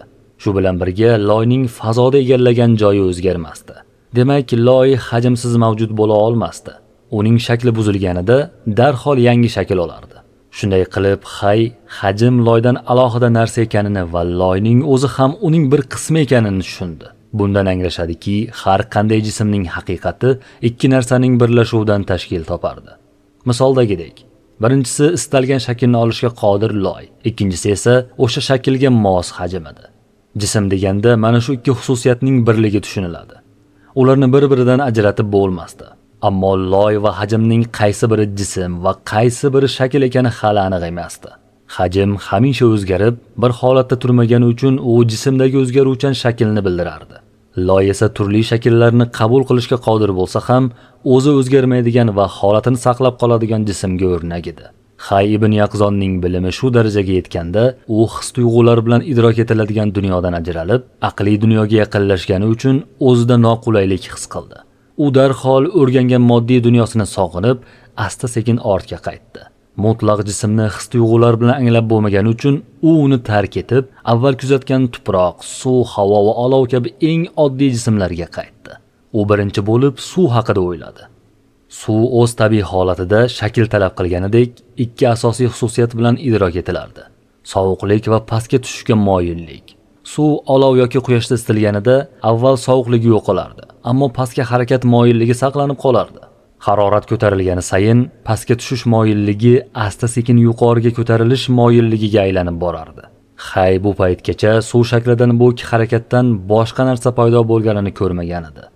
Agar suv bu ikki xususiyatini yo'qotsa, uning shakli ham yo'qolardi. Suvda uning shakliga xos bo'lmagan boshqa bir harakat paydo bo'lishi uning eski shaklini yangisiga almashtirilganligini bildirardi. Keyinchalik kuzatilgan harakatlar aynan o'sha yangi shaklning mahsuli edi. Barcha kuzatish va izlanishlar yakunida Hay har bir jism modda va shaklning birlashuvidan iborat ekanligini tushundi. Modda o'zgarmas, shakl esa doimiy ravishda o'zgarardi.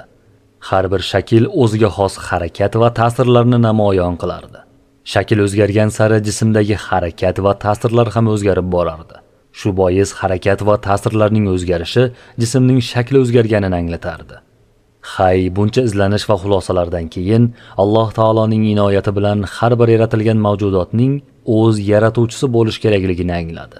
Shuningdek, barcha shakllarning bir egasi va ularga ta'sir etuvchi kuch bo'lish kerakligini tushunib yetdi.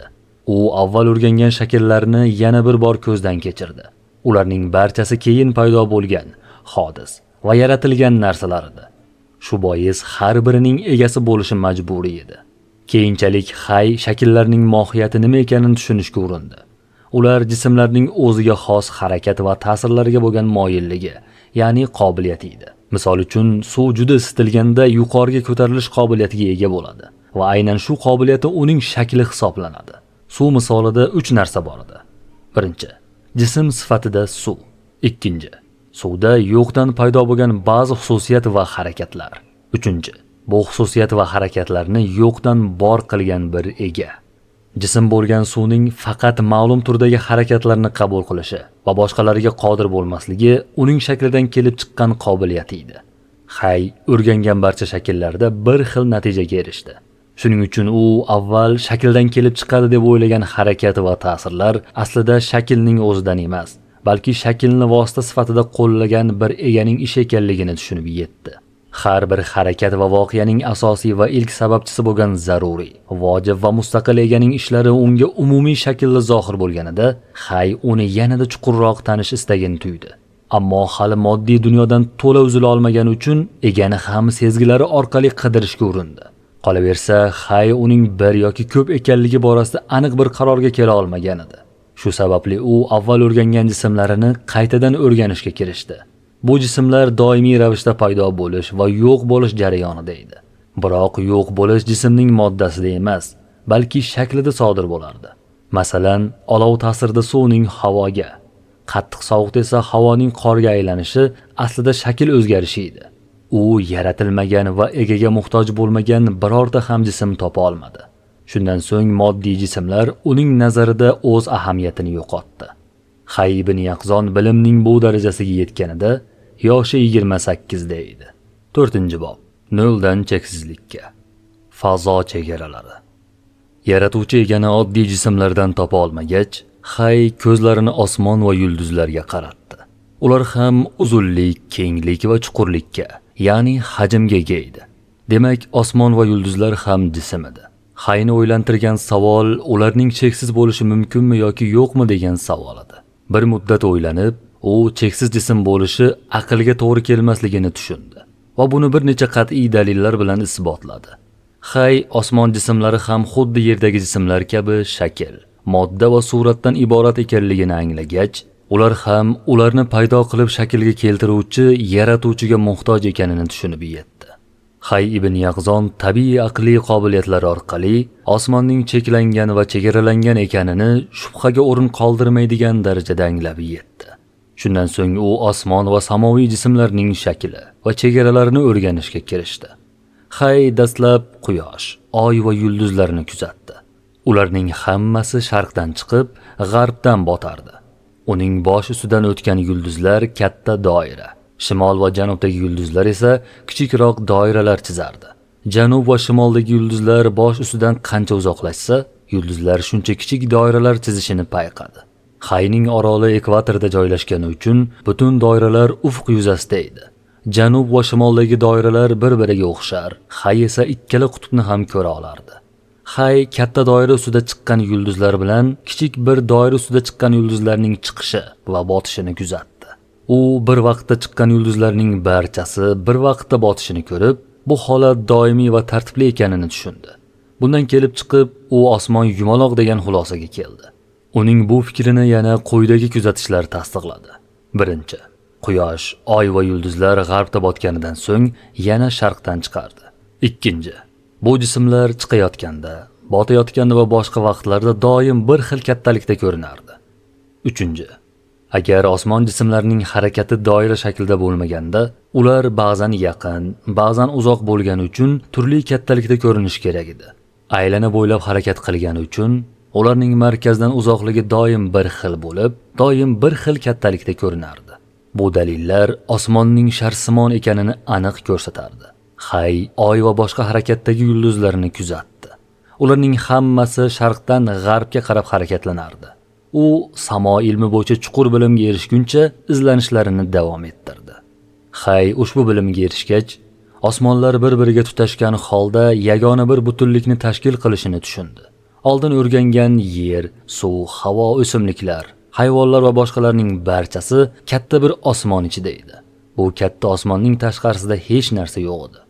Hayning fikricha, bu katta osmon ichidagi barcha mavjudotlar bilan birga bir jonzotga o'xshardi. Undagi yorqin yulduzlar jonzotning his-tuyg'ulari, bir-biriga tutashgan osmonlar a'zolari, paydo bo'lish va yo'q bo'lish olami, dunyo esa jonzotning bajadoni kabi edi.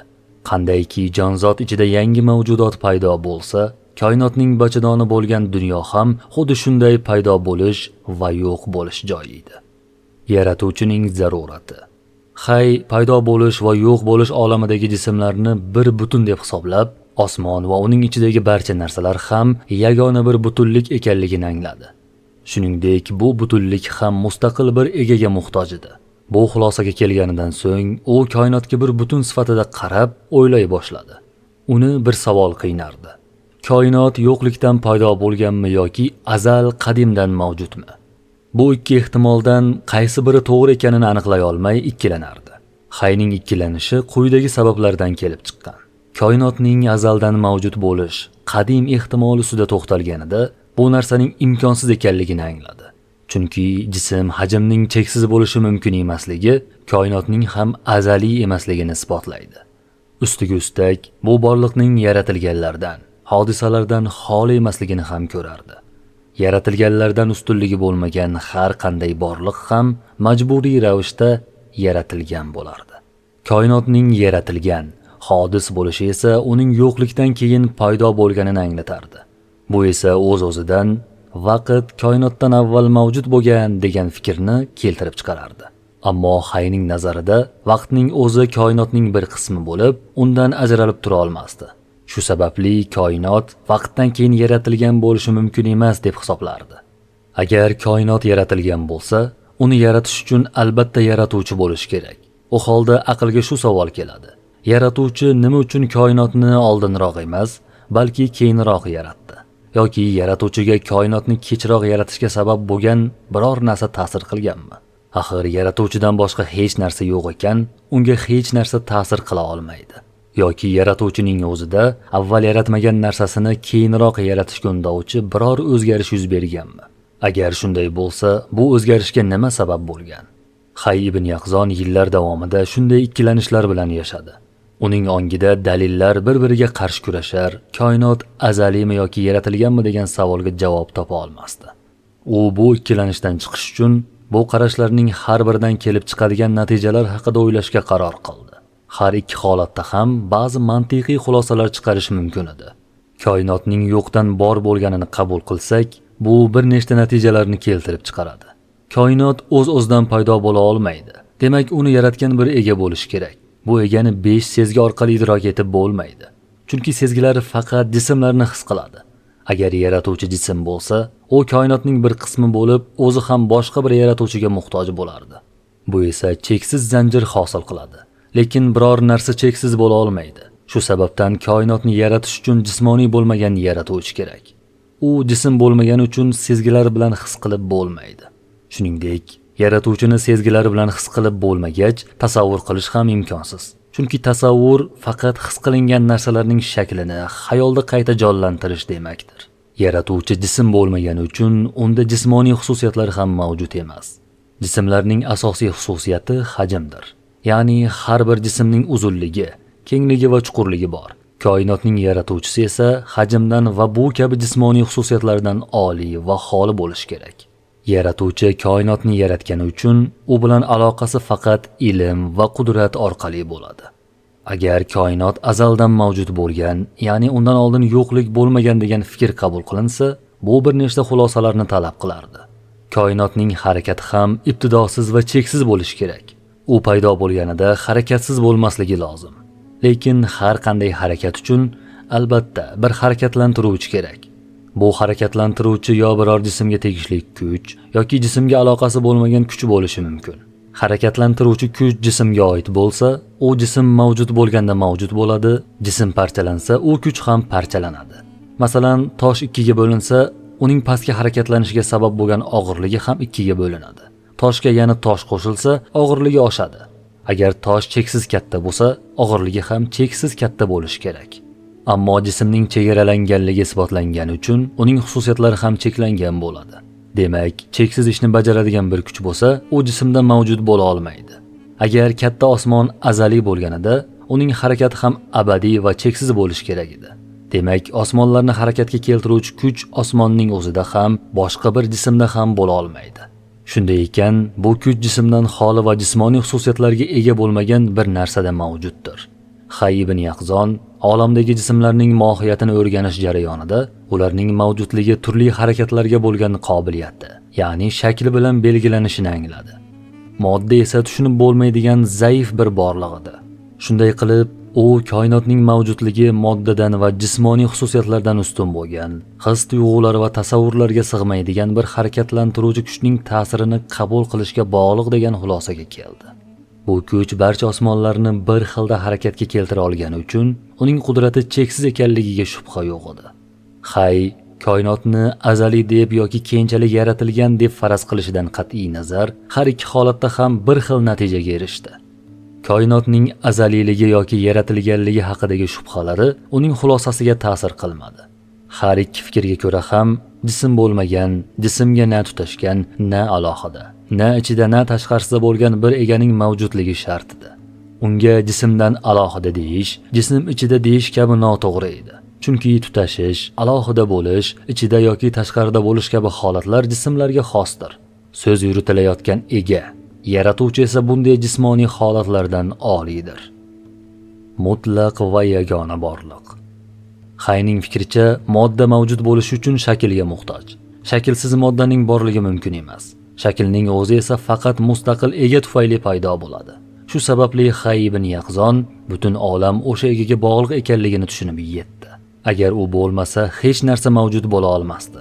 Demak, o'sha ega barcha mavjudotlarning bor bo'lishiga sababchi va ularning asosidir. Butun olam eganing asari va yaratganidir. Shu bilan birga o'sha ega barcha mavjudotlardan oliy va pokdir. Chunki uning qudrati cheksiz, ammo barcha jismlar va ularga tegishli narsalar cheklidir. Shuning uchun butun koinot, osmonlar, yulduzlar va ulardagi barcha narsalar o'sha eganing asari va yaratganidir. Ushbu bilimga erishgach, eganing cheksiz qudrati, aql bovar qilmas san'ati va koinotning har bir zarrasida namoyon bo'lgan nozik hikmati oldida hayratga tushdi. Bu tushuncha bilan Hay yana borliqni kuzatishga kirishdi. U eng kichik va eng oddiy narsalarda ham yaratuvchining san'atini ko'rib lol qoldi. Bu kuzatishlar uning fikrini yanada mustahkamladi. Butun borliq faqat mukammal va qudratli bir eganing ijodidir. Keyin Hay hayvonlarning turlari haqida o'yladi.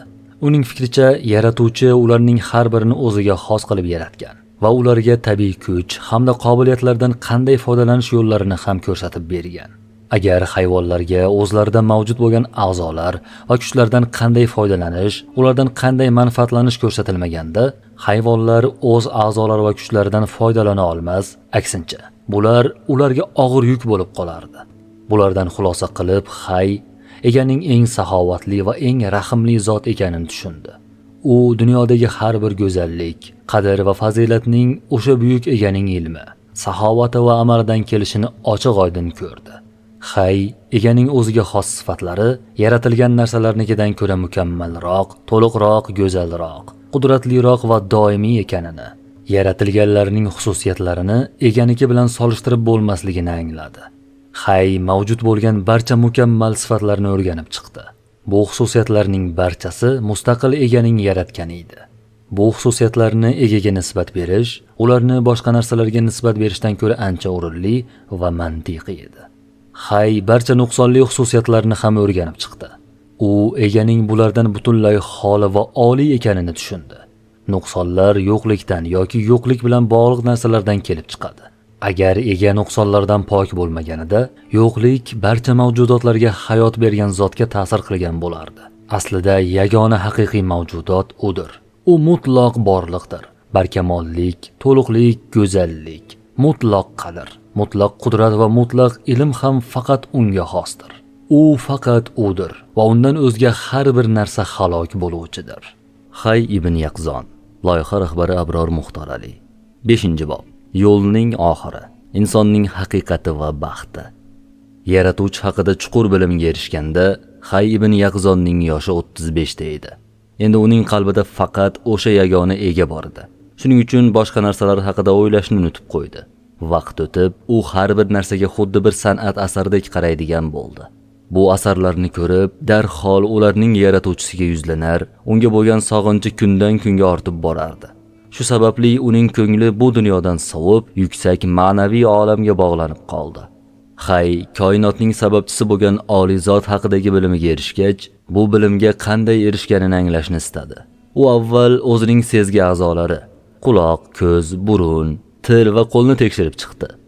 Uning xulosasi shu bo'ldiki, bu a'zolar faqatgina jismoniy narsalarni idrok qila oladi. Quloq jismlarning bir-biriga urilishidan, havoning titrashidan hosil bo'ladigan tovushlarni eshitardi. Ko'z faqat ranglarni ko'rardi. Burun hidlarni sezardi. Til ta'mlarni his qilardi. Qo'l narsalarning qattiq va yumshoqligini, sofligi va tekisligini his qilardi. Bulardan ma'lum bo'ladiki, sezgilar jismoniy bo'lmagan oliy zotni his qila olmasdi. Hayning xulosasiga ko'ra, insonning tasavvur kuchi ham xuddi tashqi sezgilar kabi faqatgina hajmli narsalarni, ya'ni uzunlik, kenglik va chuqurlikka ega bo'lgan jismlarni idrok eta oladi.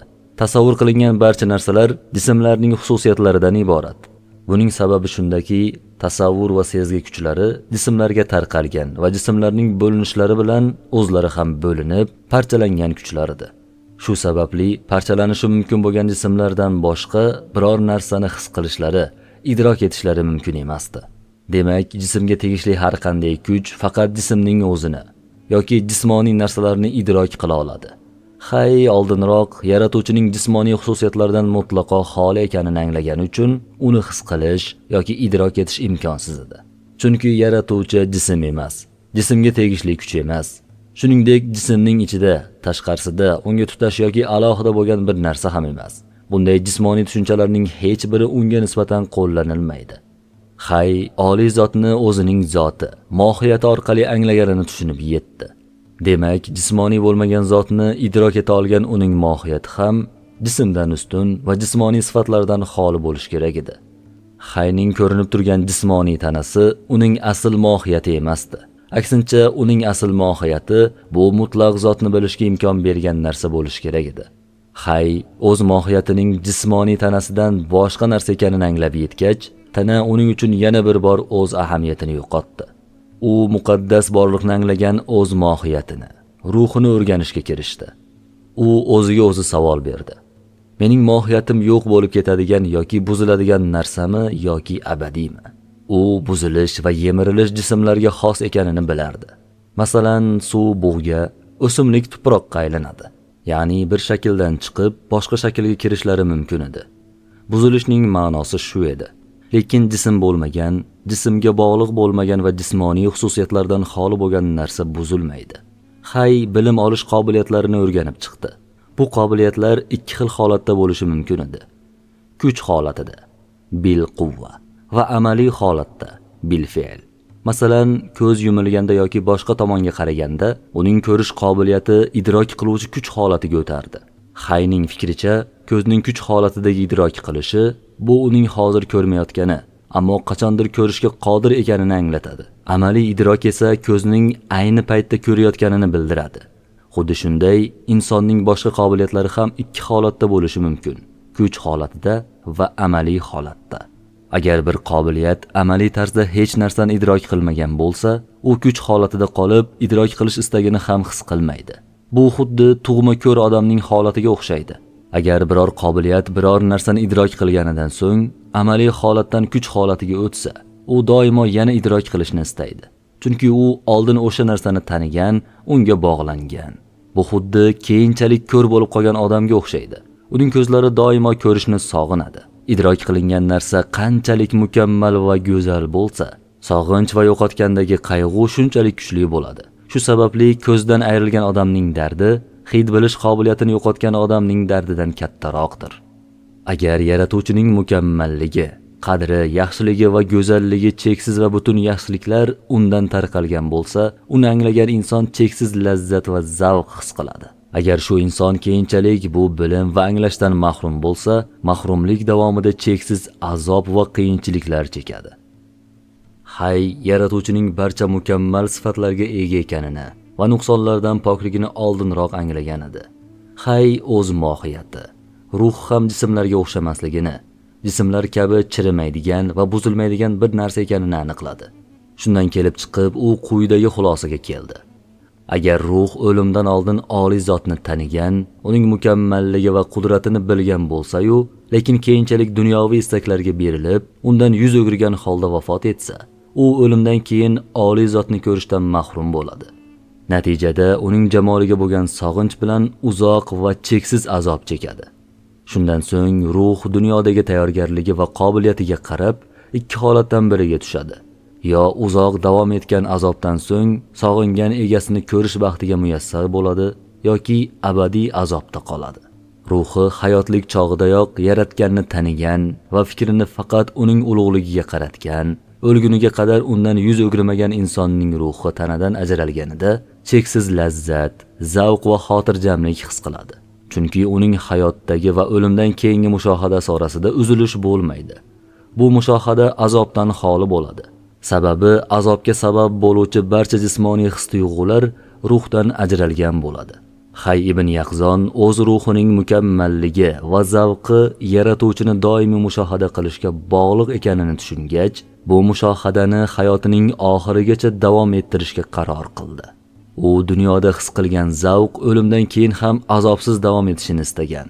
Bunga erishish uchun u hatto bir lahzaga ham egadan yuz o'girmasligi, oxirgi nafasigacha uzluksiz mushohadada bo'lishi va shu holatda jon berish kerak edi.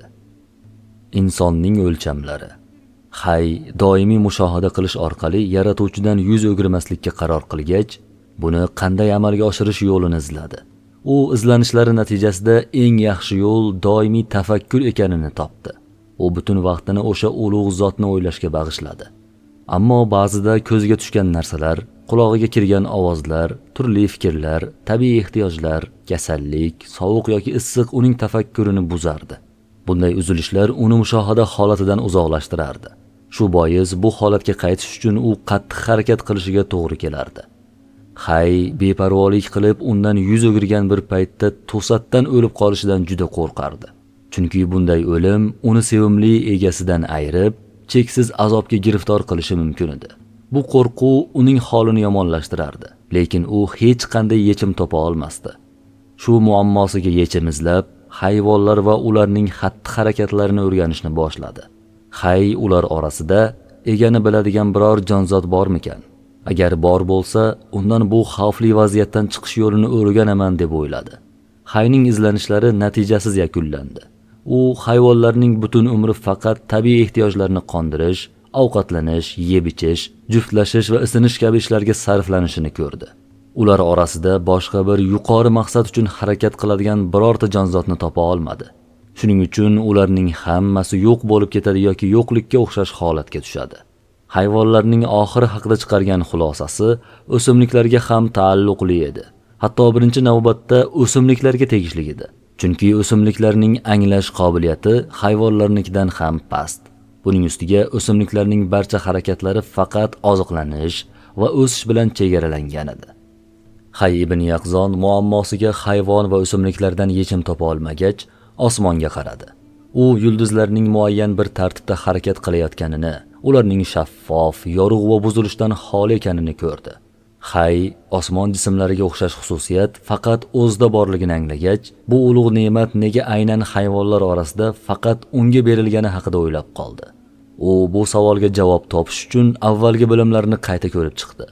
Uning fikricha borliqdagi barcha narsalar doimo o'zgarib, paydo bo'lib va buzilib turish kerak edi.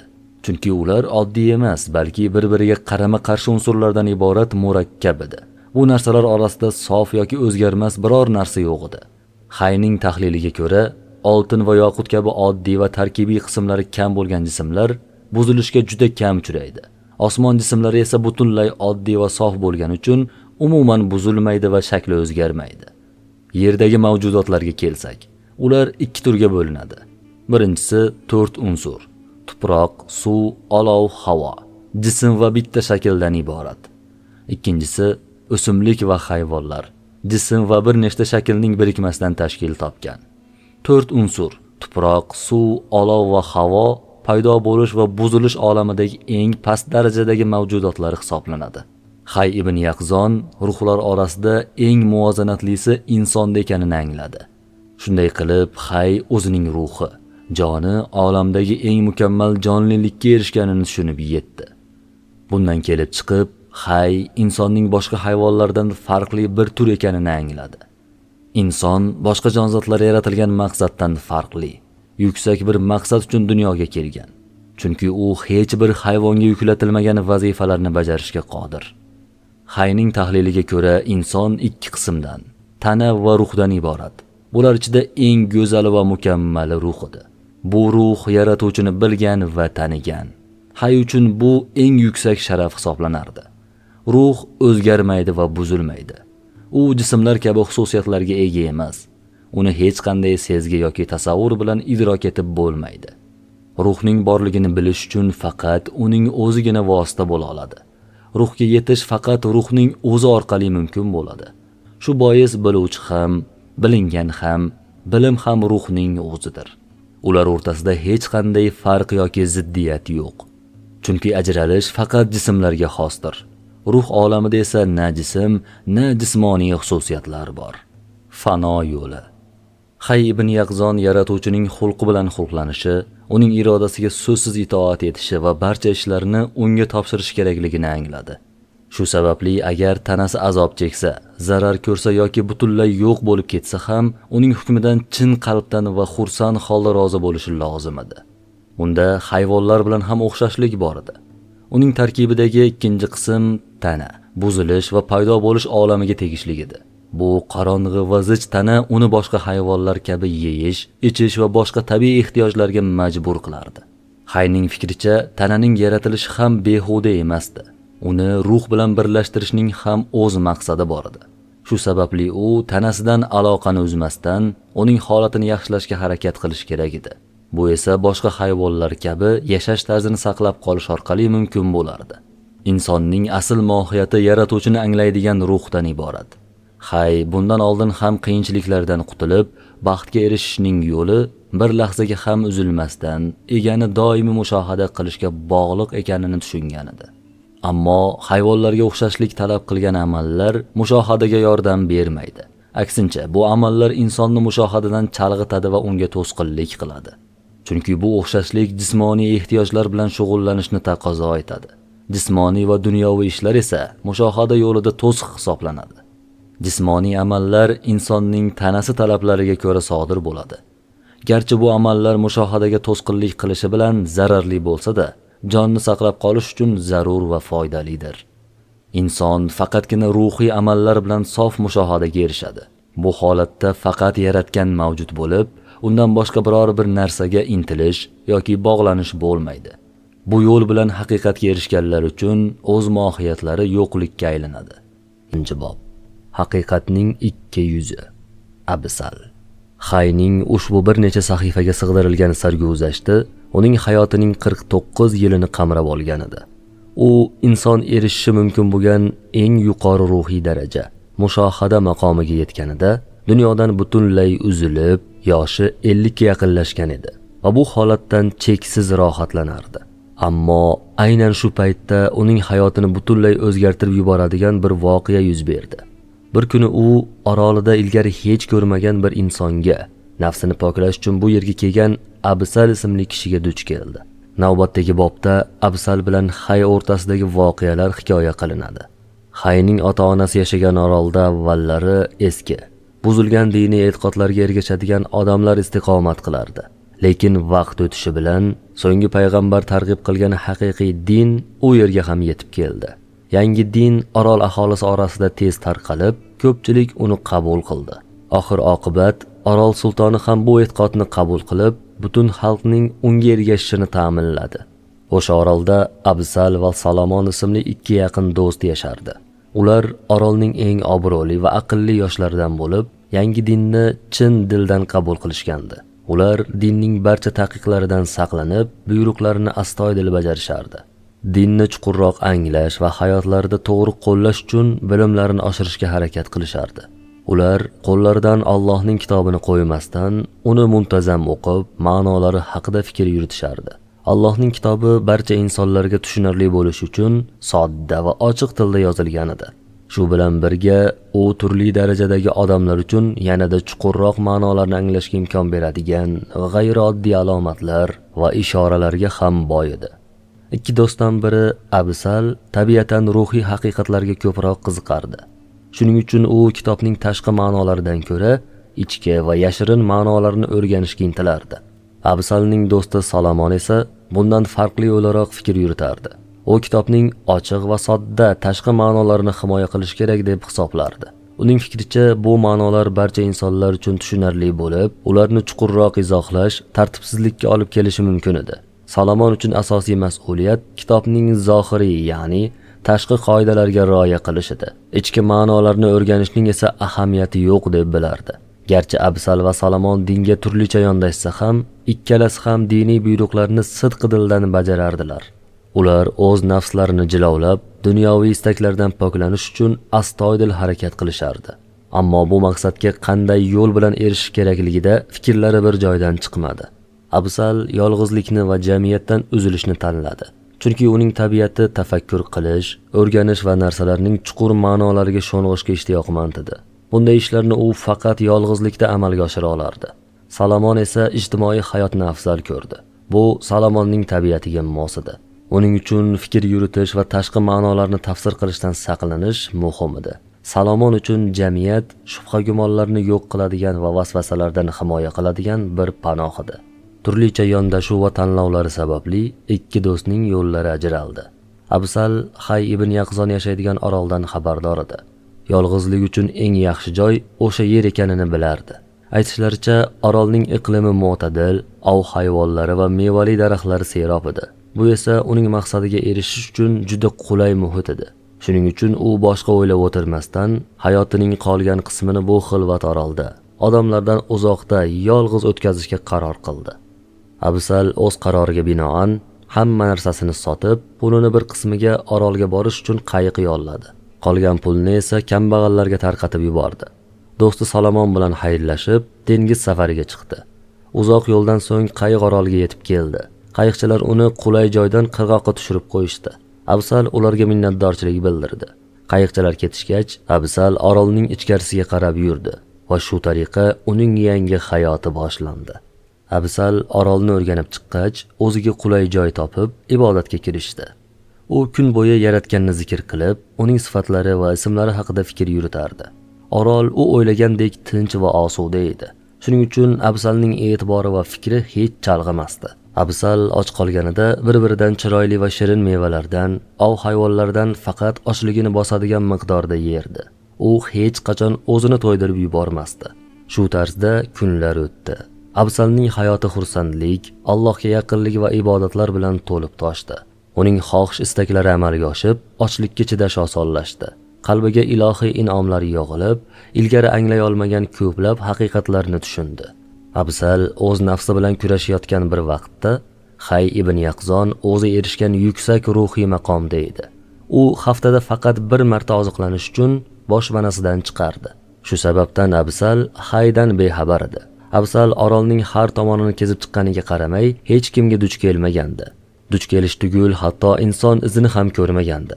Bu holat uning orolga bo'lgan sevgisini yanada oshirib, qalbini xotirjam etgandi. Chunki u butunlay yolg'iz yashashga qaror qilgandi. Absal va Hay uchrashuvi. Bir kuni Absal orolni aylanib, xayol surib yurganida ovqat qidirib chiqqan Hay bilan to'qnashib qoldi.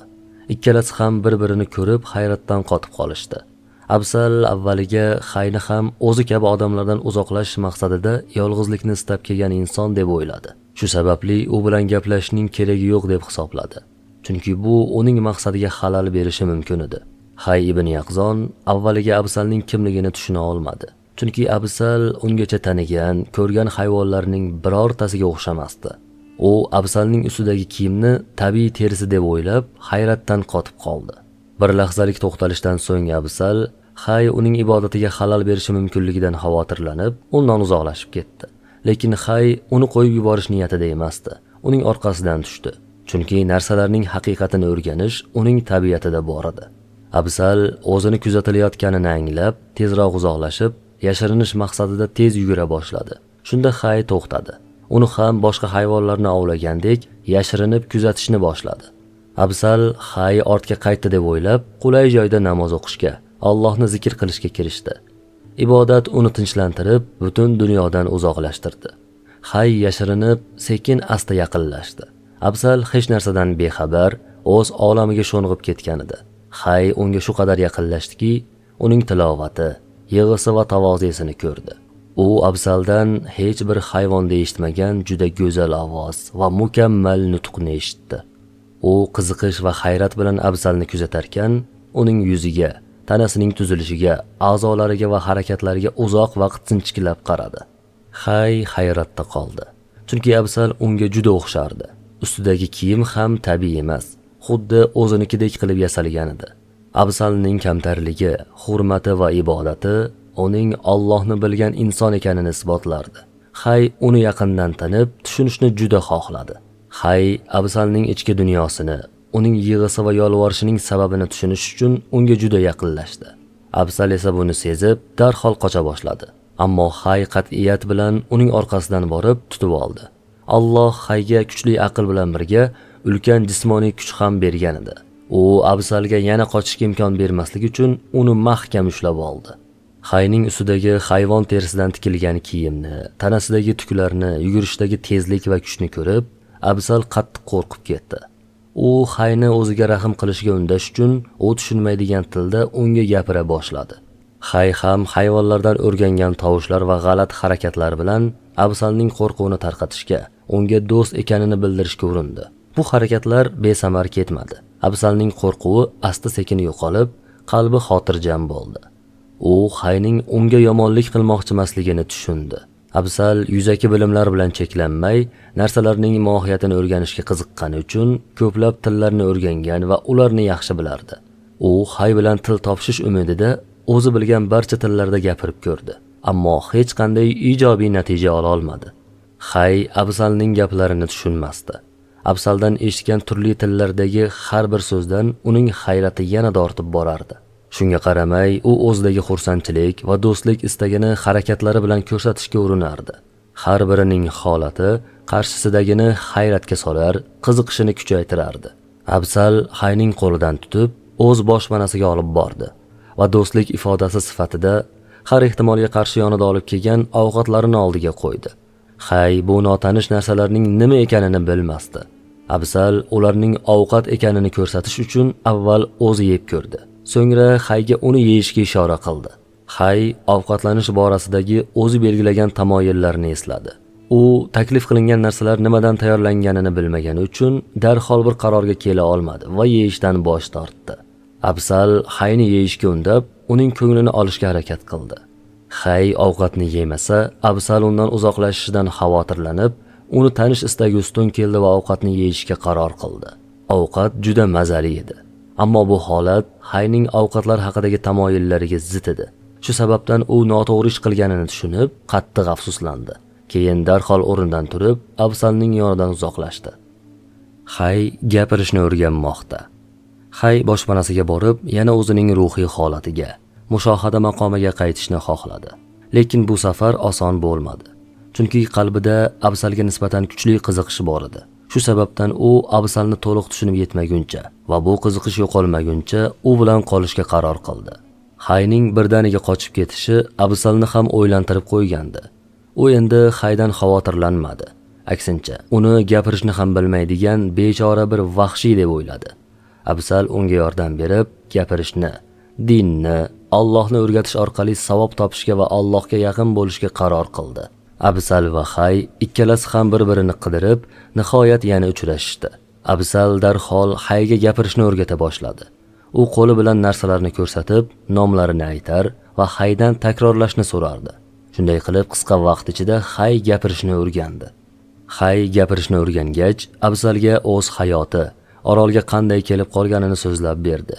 U o'zini emizgan kiyikdan boshqa ota-onasi yo'qligini aytdi.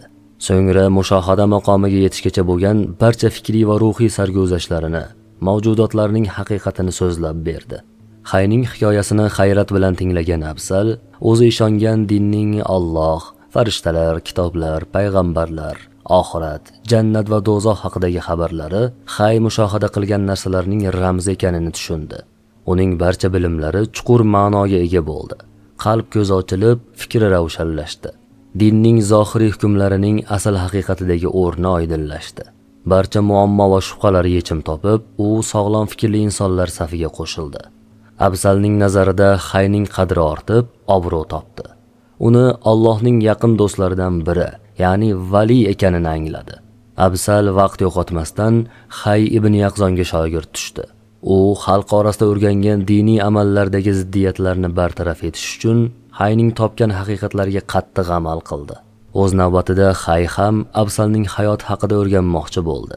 Absal o'zining oroli, u yerdagi odamlar, ularning e'tiqodlari, dinda aytilgan oxirat, jannat, do'zax, qayta tirilish, hisob-kitob, tarozi va sirot ko'prigi haqida so'zlab berdi.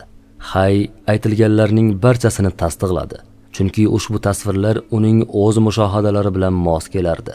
Shundan so'ng u bu dinni keltirgan shaxsning Alloh tomonidan yuborilgan elchi ekaniga, uning so'zlari haqiqatligiga iymon keltirdi va qalbi bilan guvohlik berdi. Hay Absaldan elchi keltirgan buyruqlar, taqiqlar va majburiyatlarni so'radi. Absal unga diniy qoidalarni tushuntirib berdi. Hay bularning barchasini haqiqat ekanini tasdiqladi va o'zini bu vazifalarga mas'ul deb bildi. Hay insonni oyoqda tutadigan miqdordan ko'p yeyishni noto'g'ri deb bilardi. Mol-mulk esa uning uchun hech qanday qadr-qiymatga ega emasdi. Shu sababli dinning zakot, savdo-sotiq, ribo, sudxo'rlik va bular bilan bog'liq jazolar haqidagi hukmlari unga tushunarsiz va ortiqcha tafsilotlar bo'lib ko'rindi.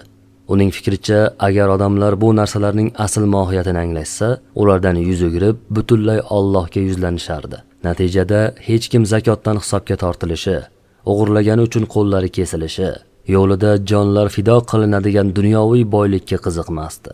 Hayning bunday fikrlashiga sabab, u barcha insonlarni oliy tabiatli, nozik idrokli va qalb ko'zi ochiq insonlar deb hisoblardi. U odamlarning qobiliyatsizligi, aqlsizligi, fikrsizligi va ba'zida hayvonlardan ham yovuz va past darajaga tushib ketishlarini bilmasdi. Odamlar orasida Hayning odamlarga bo'lgan muhabbati va rahmi shafqati uni xato bir istakka yetakladi. U ularga yo'lboshchilik qilib, haqiqatni ko'rsatish va dunyo hayotining behuda ishlardan xalos etishga yordam berishi mumkin deb o'yladi. Buning uchun esa ularning yoniga borib, haqiqatlarni tushuntirish kerak edi. Hay bu niyatini Absalga bildirib, undan orolga borish uchun biror yo'l bor yo'qligini so'radi. Absal odamlarning ba'zi kamchiliklari borligini, ularning aqllari bir xil emasligini, dunyoviy istaklari ustunligi sabab yaratgandan yuz o'girganliklarini aytib, Hayni bu fikrdan qaytarishga urindi. Lekin Hay o'z qarorida qat'iy turdi. Shunda Absal butun xalq bo'lmasa ham ba'zi insonlar Hayning yordami bilan to'g'ri yo'lni topishiga umid qilib, uning fikriga qo'shildi. Odamlar yashaydigan orolga borish uchun ular orol yaqinidan o'tadigan kemani kutishdan boshqa choralari yo'q edi. Shu sababli ular qirg'oqqa chiqib, sabr bilan kuta boshladilar. Ular kunlar davomida malollanmasdan va Allohdan umidini uzmasdan kutdilar. Nihoyat bir kuni ularning duolari ijobat bo'ldi. Yo'lini yo'qotgan bir kema shamolning ta'siri bilan orol yaqiniga suzib keldi. Kemachilar qayerda ekanliklarini bilish uchun qirg'oqqa yaqinlashganlarida ularga qo'l silkitib ishora qilgan Absal va Hayni ko'rishdi. Absal kemachilardan yordam so'radi. Kemachilar rozi bo'lib, ularni o'z kemalariga olishdi. Qulay shamol esib, kema qisqa vaqt ichida orolga yetib keldi. Absal va Hayni tushirib, kema o'z yo'lida davom etdi. Ikki do'st piyoda yurib, orol markazidagi shaharga kelishdi. Absalning qaytgani haqidagi xabar tezda tarqaldi. Tanish-bilishlari uning atrofiga yig'ildi. Absal ularga Hay ibn Yaqzonning sarguzashtlarini so'zlab berdi. Hayning hayotini mo'jiza deb bilgan xalq unga katta qiziqish bilan qarardi. Eng obro'li kishilardan iborat bir jamoa hurmat bilan uning atrofini halqa qilib o'rab oldi. Absal bu jamoaning oroldagi eng aqlli va idrokli odamlar ekanini Hayga tushuntirdi. Agar ularni to'g'ri yo'lga sola olmasa, butun xalqni o'qitish va haqni tanitishda muvaffaqiyat qozona olmasligini aytdi. Shu paytgacha Absalning do'sti Salomon orol hukmdori bo'lib qolgandi. Hay atrofidagilar esa Salomon va boshqa obro'li kishilar edi. Hay o'zini o'rab olgan jamoaga dars berishni boshladi.